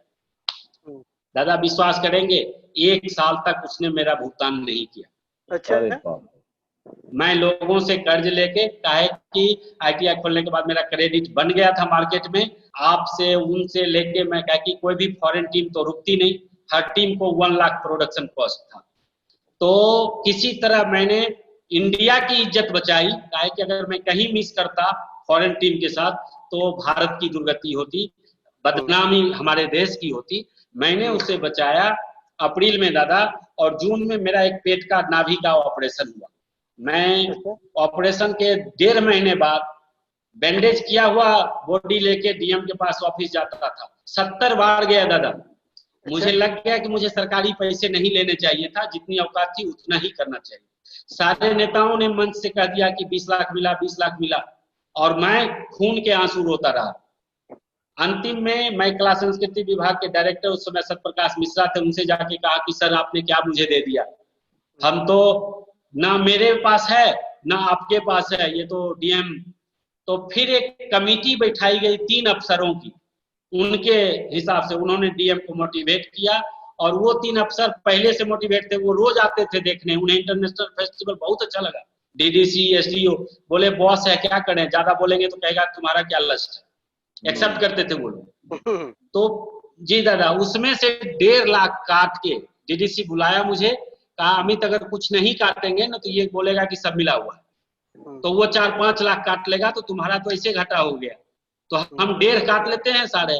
और वो खुद फाइल लेके गए दादा, सैंक्शन हुआ, और नेक्स्ट अप्रैल में दादा जाके मुझे वो 18 साढ़े 18 लाख पेमेंट हुआ। तब तक मुझे 3-4 लाख रुपये इंटरेस्ट देना पड़ा लोगों हाँ, को। जी, तो रंगमंच में जो एक प्रॉब्लम आता है, ये जो ब्यूरोक्रेसी सरकार और रंगकर्मियों के बीच में जो है दादा, उन्हें रंगमंच से कोई दूर दूर तक का कोई वास्ता नहीं है। उन्हें पेपर में लिखना होता है कि कला संस्कृति है, उनके पास कोई विजन नहीं है, ये कहना एक्सेप्ट करने में कोई बुराई नहीं। और मैंने कान पकड़ लिया दादा कि ये फेस्टिवल अब मेरे बस से बाहर की बात है। हाँ, और मैं बताता हूँ, नवंबर में मुझे चेस्ट पेन हुआ रात में। आपका आशीर्वाद है, मुझे कुछ हुआ नहीं, लेकिन डॉक्टर को चेकअप कराने के बाद बताया कि माइनर हार्ट अटैक है। अच्छा, मैं जी जी दादा, मैं हैदराबाद पुनः वापस जा रहा था, एक कॉन्फ्रेंस था IFTR 7 दिसंबर 2016 में। हैदराबाद में केयर हॉस्पिटल है, बड़ा हॉस्पिटल है, और वहाँ जो डॉक्टर हैं, doctor B Soma Raju, one of most cardiologist. He is Padam Shri, and he was batchmate of ex-president APJ Abdul Kalam. अच्छा, हाँ, both are innovated Kalam Raju coronary stunt. तो उस डॉक्टर के सानिध्य में गए, 20 दिन भर्ती रहे दादा। मेरा वो कुछ नहीं था, हार्ट बीट मिस करता था, और मैं वहां से आप लोगों की दुआ से फिर ठीक हुआ। ये मेरी रंग यात्रा रही। oh, so ये so 16 long, so ji long journey, and ji ji I must say you are successful, पूरा successful, and ji your ji administrative experience, जी जी एक साथ कलाकार जी और संगठक भी है आप। जी जी जी तो with us one from Tripura, ji Ranjit Prakash. Ranjit, ji. can you hear me? Ranjit, please sound. Sound. Please, yeah. No, unmute the sound. Your sound, Ranjit. Yeah. No, sound. তোমার সাউন্ডটা দেখো রঞ্জিত দা, তোমার সাউন্ডটা দেখো। Your sound is mute. ওটাকে হ্যাঁ, তোমার সাউন্ডটা সাউন্ড নিচে দেখো একটা টিক মার্ক দেওয়া আছে, লাইন করা আছে নিচে সাউন্ড, নিচে একটা লাল রঙের টিক মার্ক দেওয়া আছে, ওটাকে ক্লিক করো, নিচে দেখো। রঞ্জিত দা,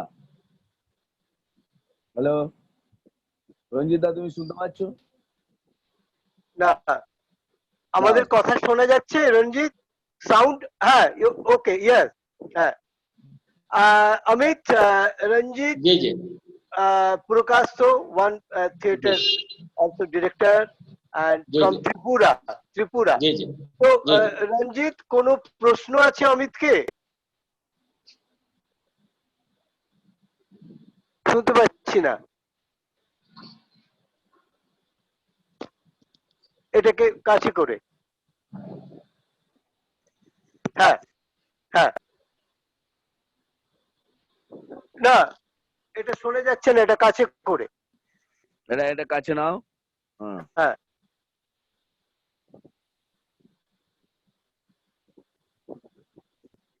কিছু কিছু শোনা যাচ্ছে না, শোনা যাচ্ছে না। সৌরভ, কোনো প্রবলেম আছে? সৌরভ,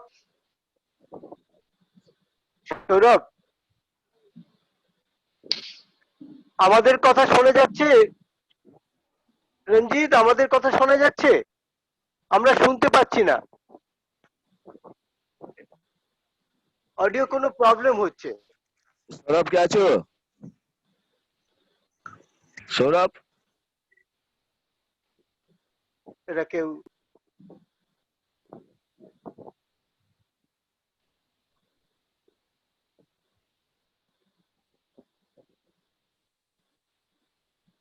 কিছু শোনা যাচ্ছে না। আমাদের কথা যদি শোনা যায়, একবার অফ হয়ে আবার অন করুন প্লিজ।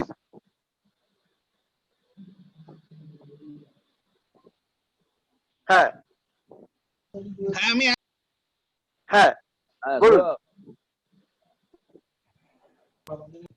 হ্যালো সৌরভ, কি সমস্যা হ্যাঁ। হচ্ছে?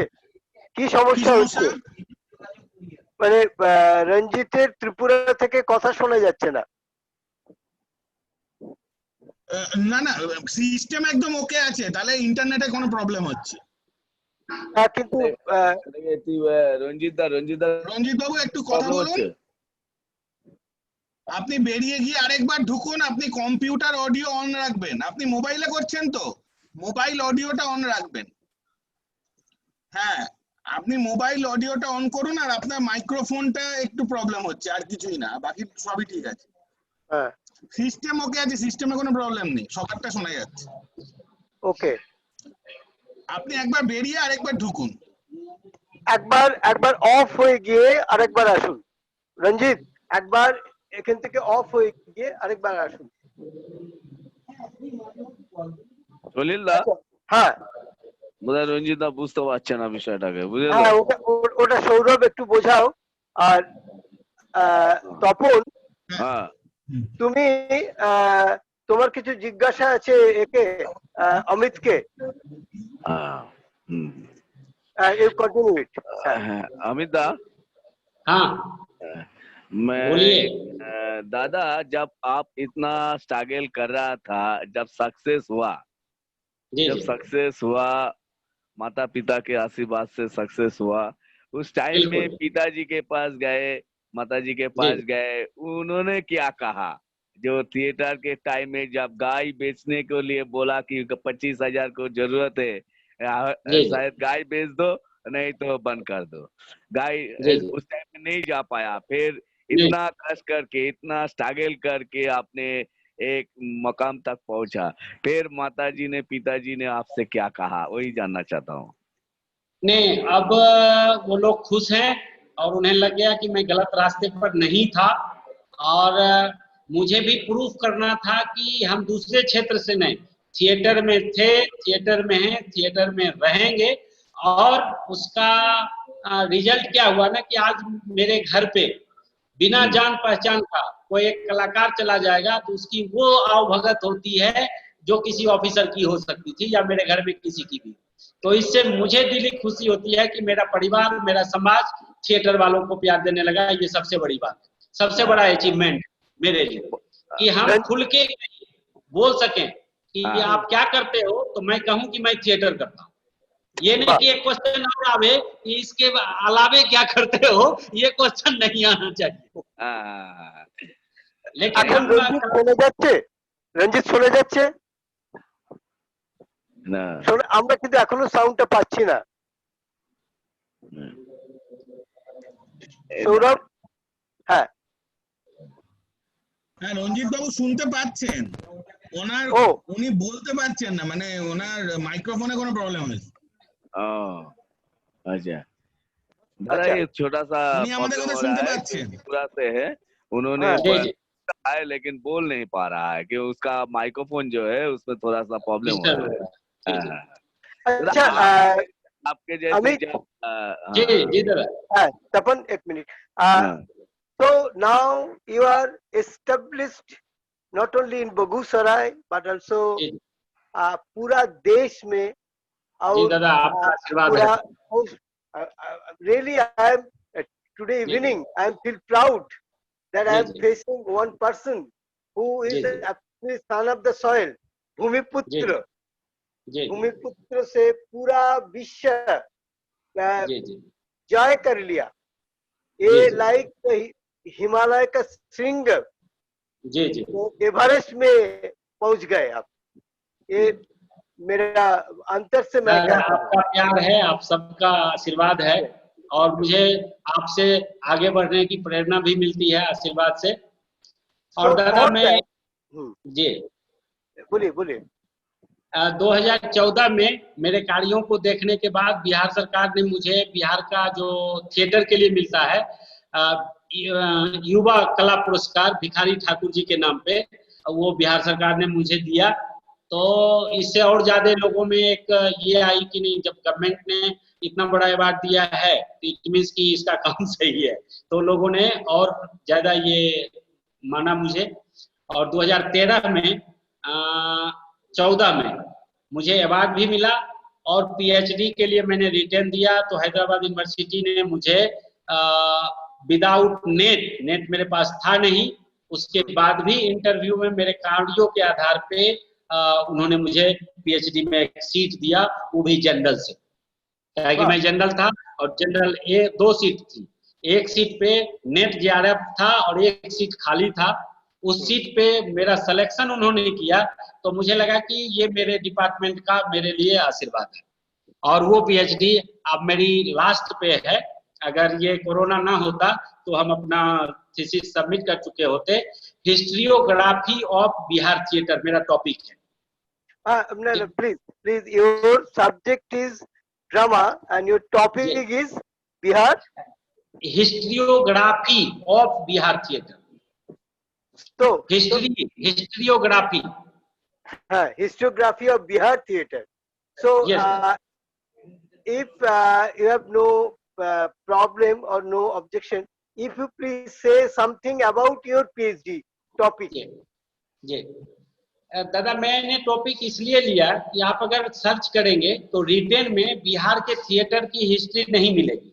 आफ्टर डिवाइडेड बंगाल से जब बिहार बटा और उड़ीसा से, उसके पार्ट में इप्टा मूवमेंट का काम मिलता है, आपको कहीं कहीं कुछ मिलेगा, लेकिन अगर कंसोलिडेटेड पूरा देखेंगे कि बिहार थिएटर क्या है तो ये कहीं नहीं मिलेगा। तो मुझे ये लगा कि जब हम पीएचडी कर रहे हैं तो क्यों न मैं बिहार के थिएटर हिस्ट्री को एक बुक में दूं कि आने वाली पीढ़ी को इससे लगे कि कहां से बिहार का रंगमंच शुरू हुआ था और कैसे कैसे डेवलप होके आज के डेट में कैसे आया है।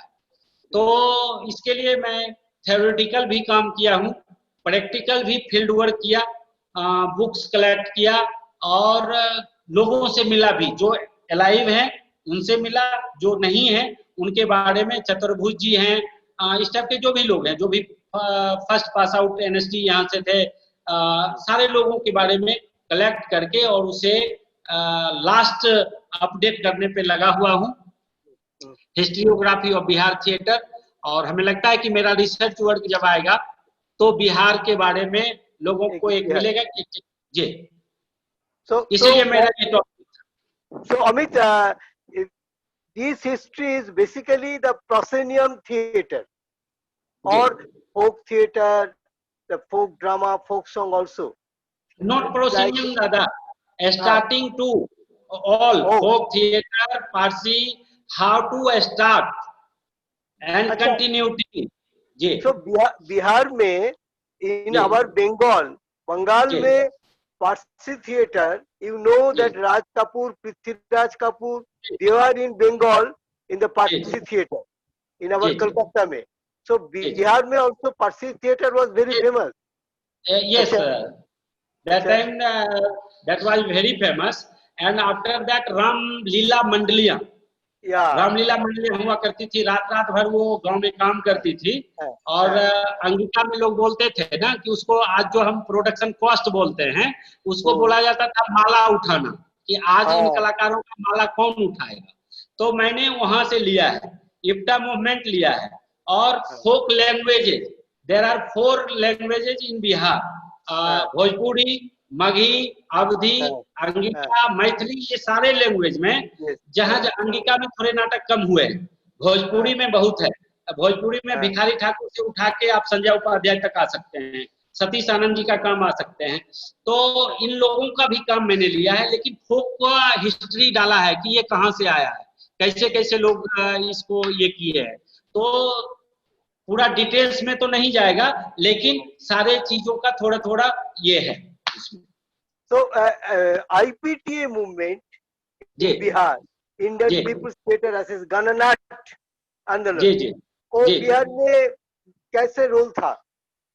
सर, जब बिहार बंगाल से बटा है तो लोगों के पास अकाल पड़े हुए थे, खाने के पैसे नहीं थे, तो गरीब लोग जो प्रॉब्लम में थे, तो उस समय इप्टा का मतलब गोल्डन पीरियड हम कह सकते हैं कि इप्टा के कलाकारों ने गांव घर में जाके नुक्कड़ कर करके पैसे जमा किए और उसको फिर जिनको जरूरत थी उनके बीच बांटा, और उससे जो कलाकार प्रोडक्ट हुए, वो कलाकार भी धीरे धीरे चल के आगे आए हैं और प्रोसीनियम मतलब बॉर्डर थिएटर के तक उन्होंने काम किया। আচ্ছা রঞ্জিত, এখন শোনা যাচ্ছে আমাদের কথা নিশ্চয়ই? হ্যাঁ রঞ্জিত, রঞ্জিতা শুনতে পাচ্ছ? এখন বোধহয় সব হচ্ছে বোধহয়। আচ্ছা, my last question to Amit. जी जी जी दादा। You achieve mostly all these things. Your dream is successful. जी जी पूरा सपना पूरा हुआ या कुछ सपना अधूरा रह गया? नहीं दादा, सपना अधूरा है और लेकिन ये आशा है, उम्मीद है कि वो पूरा होगा। तो अभी हुआ नहीं। कौन सपना?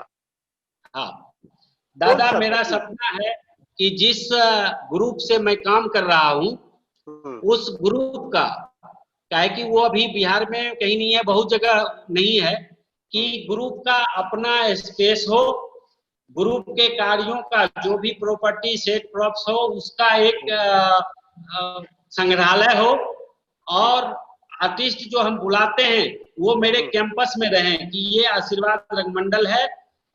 ये मेरा ड्रीम प्रोजेक्ट है दादा। और 250 का स्टूडियो हो जहाँ की हमारे कलाकार काम कर सकें, और बिना खर्च के हम जब चाहें देश के किसी पार्ट के कलाकार, किसी चाहे वो रिसर्चर हो, राइटर हो, ड्रामाटिस्ट हो, जो भी हो, वो वहाँ आए, हमारे कलाकारों के साथ रहे। और लैंग्वेज टू लैंग्वेज, कि इस बार अगर हम क्या कि फंडिंग होता प्रॉब्लम होता है तो हर साल एक लैंग्वेज, कि इस बार बिहार बंगाल के कलाकारों के साथ मिलके 15 दिन 1 महीने का वर्कशॉप अपने यहाँ करेगा, रहना सहना सब साथ में हो। एक ये कैंपस बनाने की मेरा परियोजना है दादा, और वो आप लोगों के आशीर्वाद से पूरा करेंगे, ताकि यहाँ ये थिएटर चलते रहे गांव में। या बहुत अच्छा, बहुत अच्छा।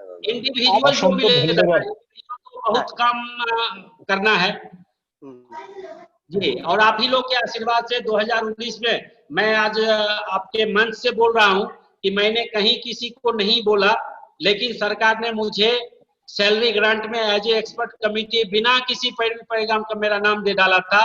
ना उनके पास मेरा मेल आईडी था, ना मेरा फोन नंबर था, और जो जिम्मेवारी मुझे गवर्नमेंट ने दिया था मैं बखूबी और सम्मान जिम्मेवारी पूर्वक उसका निर्वहन किया।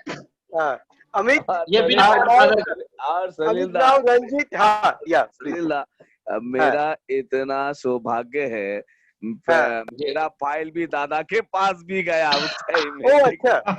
लेकिन मैं दादा को उस टाइम में, छोटा टाइम में जब था वहाँ पे दादा को देखा, लेकिन जब सैलरी ग्रांट के वहाँ पे जाके बैठा तो दादा मेरे को पूछ रहा है, मैं पहचान नहीं पा रहा हूँ कि पूरा बदल गया है एकदम, ठीक है, पूरा चेंज हो गया।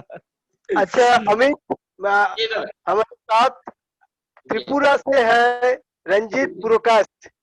He is also facing lot of problems and success also, and now the Tripura situation. 25th August he will come in the same program. 25th August, you please stay with us that day also. So Ranjit, हाँ, तो কোনো প্রশ্ন আছে যেটা আমরা অমিতকে করতে পারি? কোনো জানতে চাওয়া আছে অমিতের কাছে? निश्चय। हाँ अमित जी नमस्ते। नमस्कार रंजीत जी, बहुत अच्छा लगा आपको सुन के। और आपका ये जो स्ट्रगलिंग है ना जी जी, वो हमारा त्रिपुरा की स्ट्रगलिंग की बराबरी है, क्योंकि आप भी बेगूसराय का है और मैं भी त्रिपुरा का धर्मनगर का हूँ। जी जी, बहुत बैकवर्ड है और गवर्नमेंट का इतना क्षमता भी नहीं है किसी को 20 लाख और 10 लाख दे के कोई जी जी मदद करे। हाँ जी जी, तो ऐसे सिचुएशन में हम लड़ रहे हैं जी बिल्कुल। तो पहले मैं आपका आभारी हूँ और मुझे गौरव है कि आप जैसे लोगों के साथ आज बातचीत हो रहा है। आप इतना स्ट्रगलिंग किया है और हम ये आपको पूछना चाहेंगे, जी जी तो बाल नाट्य का जो आपने जिक्र किए है यहाँ, जी जी एकदम उसको आगे कैसे बढ़ाया जाए, क्योंकि उसका बगैर तो हम अगले पीढ़ी का नहीं पाएंगे। नहीं जा सकता। जी जी, तो लोकल लेवल जहां हम लोग रह रहे हैं ना, अपने आसपास के बच्चों को स्कूल टाइम के अलावे हाँ उन्हें कलेक्ट करें और उनके गार्जियन को हम लोग ऑर्गेनाइजेशन से जोड़ने का प्रयास करें ताकि वो बच्चों को आने दें। और जब वो बच्चे आते हैं तो स्टडी भी तो अब थिएटर के थ्रू पढ़ाई शुरू हुआ है ना, बहुत सारे स्कूलों में, सीबीएसई बोर्ड के स्कूलों में नाटक की पढ़ाई करवाने जा रही है, कुछ जगह क्लास होता है। तो हम उस बच्चों को जब मोटिवेट करेंगे, उसी में से कुछ बच्चे आगे चल के थिएटर में आगे आएंगे, किन्हीं को अच्छा लग जाएगा कि नहीं यही सेक्टर मेरा है, तो उसमें आगे आएंगे। इसलिए गार्जियन को, बच्चों के साथ साथ गार्जियन को मोटिवेट करने की जरूरत है। हाँ हाँ हाँ, वो जरूरी है, क्योंकि गार्जियन तो उधर ध्यान नहीं देते, ध्यान देते पढ़ाई में। वो जी जी ठीक है ना। मैं ये रंजीत, पूछ रहा हूँ इसलिए क्योंकि मेरा जो ऑर्गेनाइजेशन है उसमें भी 70-80 बच्चे हैं जी जी जिनको मैं क्लास लेता हूँ। हाँ, जी जी लेकिन जी, हर बच्चा तो हर दिन नहीं आते, नहीं हर दिन नहीं और आएगा। जितना दिन आगे जा रहा है कि बच्चा कम रहा है, इसलिए कि गार्जियन इंटरेस्टेड नहीं है। जी जी, तो गार्जियन को रंजीत जी थोड़ा सा ना मोटिवेट कीजिए। वो क्या कि इसी टाइप का काम असम में मानिक दा कर रहे हैं, मानिक राय, वो भी मेरे यहाँ आए हैं, मैंने अपने बच्चों के लिए बुलाया था वर्कशॉप में। और शिशु मंदिर करके वो कुछ काम कर रहे हैं, तो उनके बच्चे अच्छा कर रहे हैं। तो उनमें भी मैंने देखा ये है उनके एक्सपीरियंस से कि वो पहले गार्जियन को अपने से जोड़ते हैं, तो स्कूल के बाद का जो बचा हुआ टाइम है ना, उसमें गार्जियन अलाउ करते हैं कि ठीक है ये टाइम, ताकि एजुकेशन भी तो जरूरी है और गार्जियन हाँ उसको हाँ ज्यादा इंपॉर्टेंस देते हैं। तो हम एजुकेशन के बाद का जो पीरियड उसके खेलने का टाइम है या उसका वेकेशन का टाइम है, उसको अगर थिएटर में जोड़ के, थिएटर वर्कशॉप, डिबेट, इस सब में छोटे छोटे में जिसमें बच्चों का इंटरेस्ट हो, या थिएटर गेम के माध्यम से, तो वो फुल्ली इन्वॉल्व हो जाए। तो आज से रंजीत, जी आज हाँ से don't worry, be happy, Amit Roshan is with you. You means for the whole Tripura, for whole theater हाँ, performance. Am I right, Amit? 100% दादा, ऑलवेज ये Yes, सब सबका साथ है। yes. हमारा सब काम pleasure तो यही है, हमारा जी काम जी, यही है को negotiate and बिल्कुल बिल्कुल interact. So we are the brother of theater. We बिल्कुल are बिल्कुल दादा। we are in the same boat, brother. Very So जी आज जी मैंने बहुत खुश हुआ कि जी अमित का स्ट्रगल, अमित का जर्नी, ये हम सबका स्ट्रगल, सबका जर्नी है। So ji ji those are listening this conversation from the silently they're listening, viewing this ji thing. Ji I am definite that they will be inspired from Amit, from Ranjit, from Tapan. Ji So thanks all of you. So today, now we are closing our ji program, but coming day, the 25th, is Ranjit Purukas from Tripura, and ji ji 28th is Subodh Patnaik from Odisha. He ji ji, is Subodha को also, जान रहा हूँ दादा। yeah, so he is also doing ji lot of things. So please, ji ji all of बिल्कुल। you come again, and Amit and Ranjit, please come with Subodh's day, the 28th August. And Tapan, हाँ uh, please you close the program for to this evening. Please, you say something. Amit दा, जी दादा ये तो lockdown अभी चल रहा है दादा, लेकिन लॉकडाउन उठने के बाद हमारा भी कुछ कार्यक्रम है, फेस्टिवल है, सेमिनार है, वर्कशॉप है। मैं जी चाहता हूँ कि एक बार आप कलकत्ता आइए, हमारा संस्था में आइए, यहाँ पे कुछ कीजिए। हम लोगों को जो कलाकार है, जो कलाकार को थोड़ा सा आगे बढ़ने के लिए थोड़ा सहयोगिता चाहिए, मदद चाहिए दादा। और एक है जो हम लोगों ने कोशिश कर रहा है, जो ऑनलाइन में जो सेमिनार हो रहा है, ये दादा हम लोग कोशिश कर रहा है कि पूरा 1 साल तक चलेगा दादा, पूरा एक जी साल जी तक चलेगा। जैसे कि आपके बारे में हम लोग ने जाना है, आप हम लोग के बारे में जानते हैं, जो कैसे थिएटर हो रहा है, कैसे कलाकार स्टार्टिंग कर रहा है, ये सब जानने के लिए ही हम लोग बेचैन थे। क्योंकि जी आजकल जो कलकत्ता में नया कलाकार जो आ रहा है, वो दादा एक नाटक करने के बाद सीधा चला जाता है कि टालीगंज में जाऊं, हीरोइन बन जाओ, हीरो बन जाओ, ठीक है, नाटक बाद में करूंगा, ठीक है। नाटक करने के लिए क्या होना चाहिए, क्या नहीं होना चाहिए, कितना स्ट्रगल करना लेकिन वहाँ भी उन्हें कुछ नहीं मिलता है, इतना जल्दी नहीं मिलता है। चाहिए। ये हाँ, वो उसका दिमाग में नहीं है। वो सोचता है कि उसका परिवार भी सोचता है कि चले जाओ टालीगंज में, वहाँ पे सब कुछ मिल जाएगा, जल्दी मिल जाएगा। लेकिन जो स्ट्रगल करना पड़ता है, जो एक कलाकार को, वो तो पड़ेगा। हाँ, वो नहीं सोचता है। लेकिन दादा मैं चाहता हूँ कि इस नया कलाकार को लिए दो एक शब्द बोलिए, जो उन लोग क्या करना चाहिए। हम जैसे समर्पण से कर रहे हैं, हाँ, जिस तरह से डॉक्टर का काम है उसका चिकित्सा, एक थिएटर वाले का काम है रंगकर्म करना।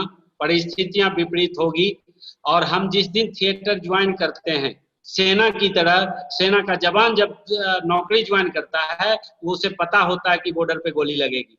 हम थिएटर वालों को भी पता है, और सेना का डिसिप्लिन पालन किया जाता है थिएटर में। तो हम उसी, जिस तरह से उनकी देशभक्ति है, देशभक्ति हमारे पास भी है, लेकिन हम थिएटर के प्रति जो भक्ति है उसको लेके आगे चलें। रास्ते मिलते हैं, लोग मिलते हैं। मैं बता दूं कि मेरे पास तो कोई नहीं था, कोई गॉड फादर नहीं था, फिर भी थिएटर ने मुझे जगह दिया है। और एक काम और बाकी रहा, सलील दा, मैं आपको भी मतलब आपके आशीर्वाद से आपके सामने बोलना चाहता हूं। मैंने अपने फेस्टिवल में बड़े बड़े निर्देशकों को बुलाया, लेकिन खरदा थिएटर जोन के माध्यम से मैं आज आपसे प्रॉमिस कर रहा हूं कि हिंदुस्तान के वैसे चुनिंदा 10 युवाओं को जिनका लाइव थिएटर के लिए स्ट्रगल किया है, उनका प्रदर्शन, उनके कार्यों को मैं बेगूसराय आमंत्रित करूंगा। चाहे वो प्रकाश जी हो, तपन जी हो, ऐसे अलग अलग स्टेट के जो चेहरे होंगे वो आपके भी मंच पे आएंगे। आप भी उनमें से नाम रखिएगा कि किनको आशीर्वाद फेस्टिवल में बुलाया जाए, और सारे लोगों को बुला के ये 10 दिनों का फेस्टिवल होगा, जिसमें हम सब एक साथ काम भी करेंगे अपने अपने कलाकारों को मिक्सअप करने के लिए। मुझे लगता है ये एक नया ट्रेंड होगा। फेस्टिवल में शो करके निकल जाना अलग चीज है, लेकिन जब हम एक दूसरे की वेशभूषा, एक दूसरे के डिबेट्स, एक दूसरे के कल्चर को समझेंगे, हमें लगता है कि असली फेस्टिवल वही होगा। तो सलील दा को मेरा चरण स्पर्श, और ये मेरा सलील दा के लिए बहुत अच्छा लगा मुझे। I'm really happy. And Tapon, if anyone asks you, want to know how we can survive, my advice, please straight go to Amit Roshan. He रोशन करेंगे सबको, सब कलाकार को। Sure very very thank you, धन्यवाद सबको, अमित को। अमित, हम लोग डेफिनेटली जाएंगे आपका पास, आपका बेगूसराय। एकदम दादा आना है। श्योर जी, मुझे भी आना है एकदम। मैंने बोला है प्रकाश जी, रंजीत जी, आपके बारे में मैंने बोला है। को बुला लिया, बहुत आ गए, उनको सब दुनिया बुलाती है। हम वैसे लोग एक साथ हों जो कि अपने अपने स्टेट को आने वाले दिनों में रिप्रेजेंट करें और अपना काम लेके एक साथ काम करें, सीधी सी बात। Thank you all of you. या सो टुडे एवरीवन, शुभ रात्रि, शुभकामना। जी थैंक यू, शुभ रात्रि। बहुत रहिए, ठीक से रहिए, फिर मुलाकात होगा अमित आपसे। मुलाकात होगी। ठीक है दादा, धन्यवाद। ठीक है, धन्यवाद।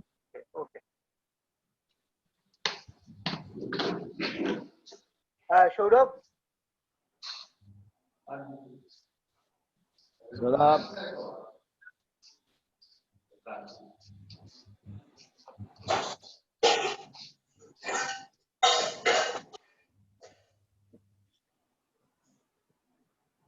সৌরভ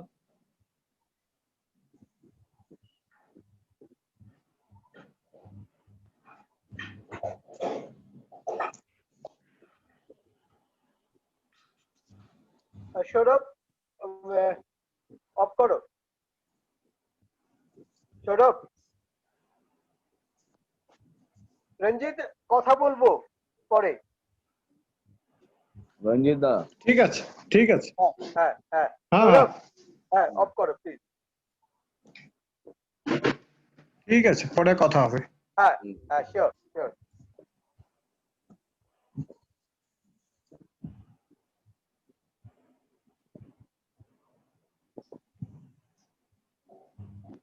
সৌরভ আছো? সৌরভ বোধহয় তুমি অফ করো ওখান থেকে, তাহলেই হবে। আমি অফ করে দেবো? হ্যাঁ তুমি অফ করে দাও, আমি লিভ করি তাহলে।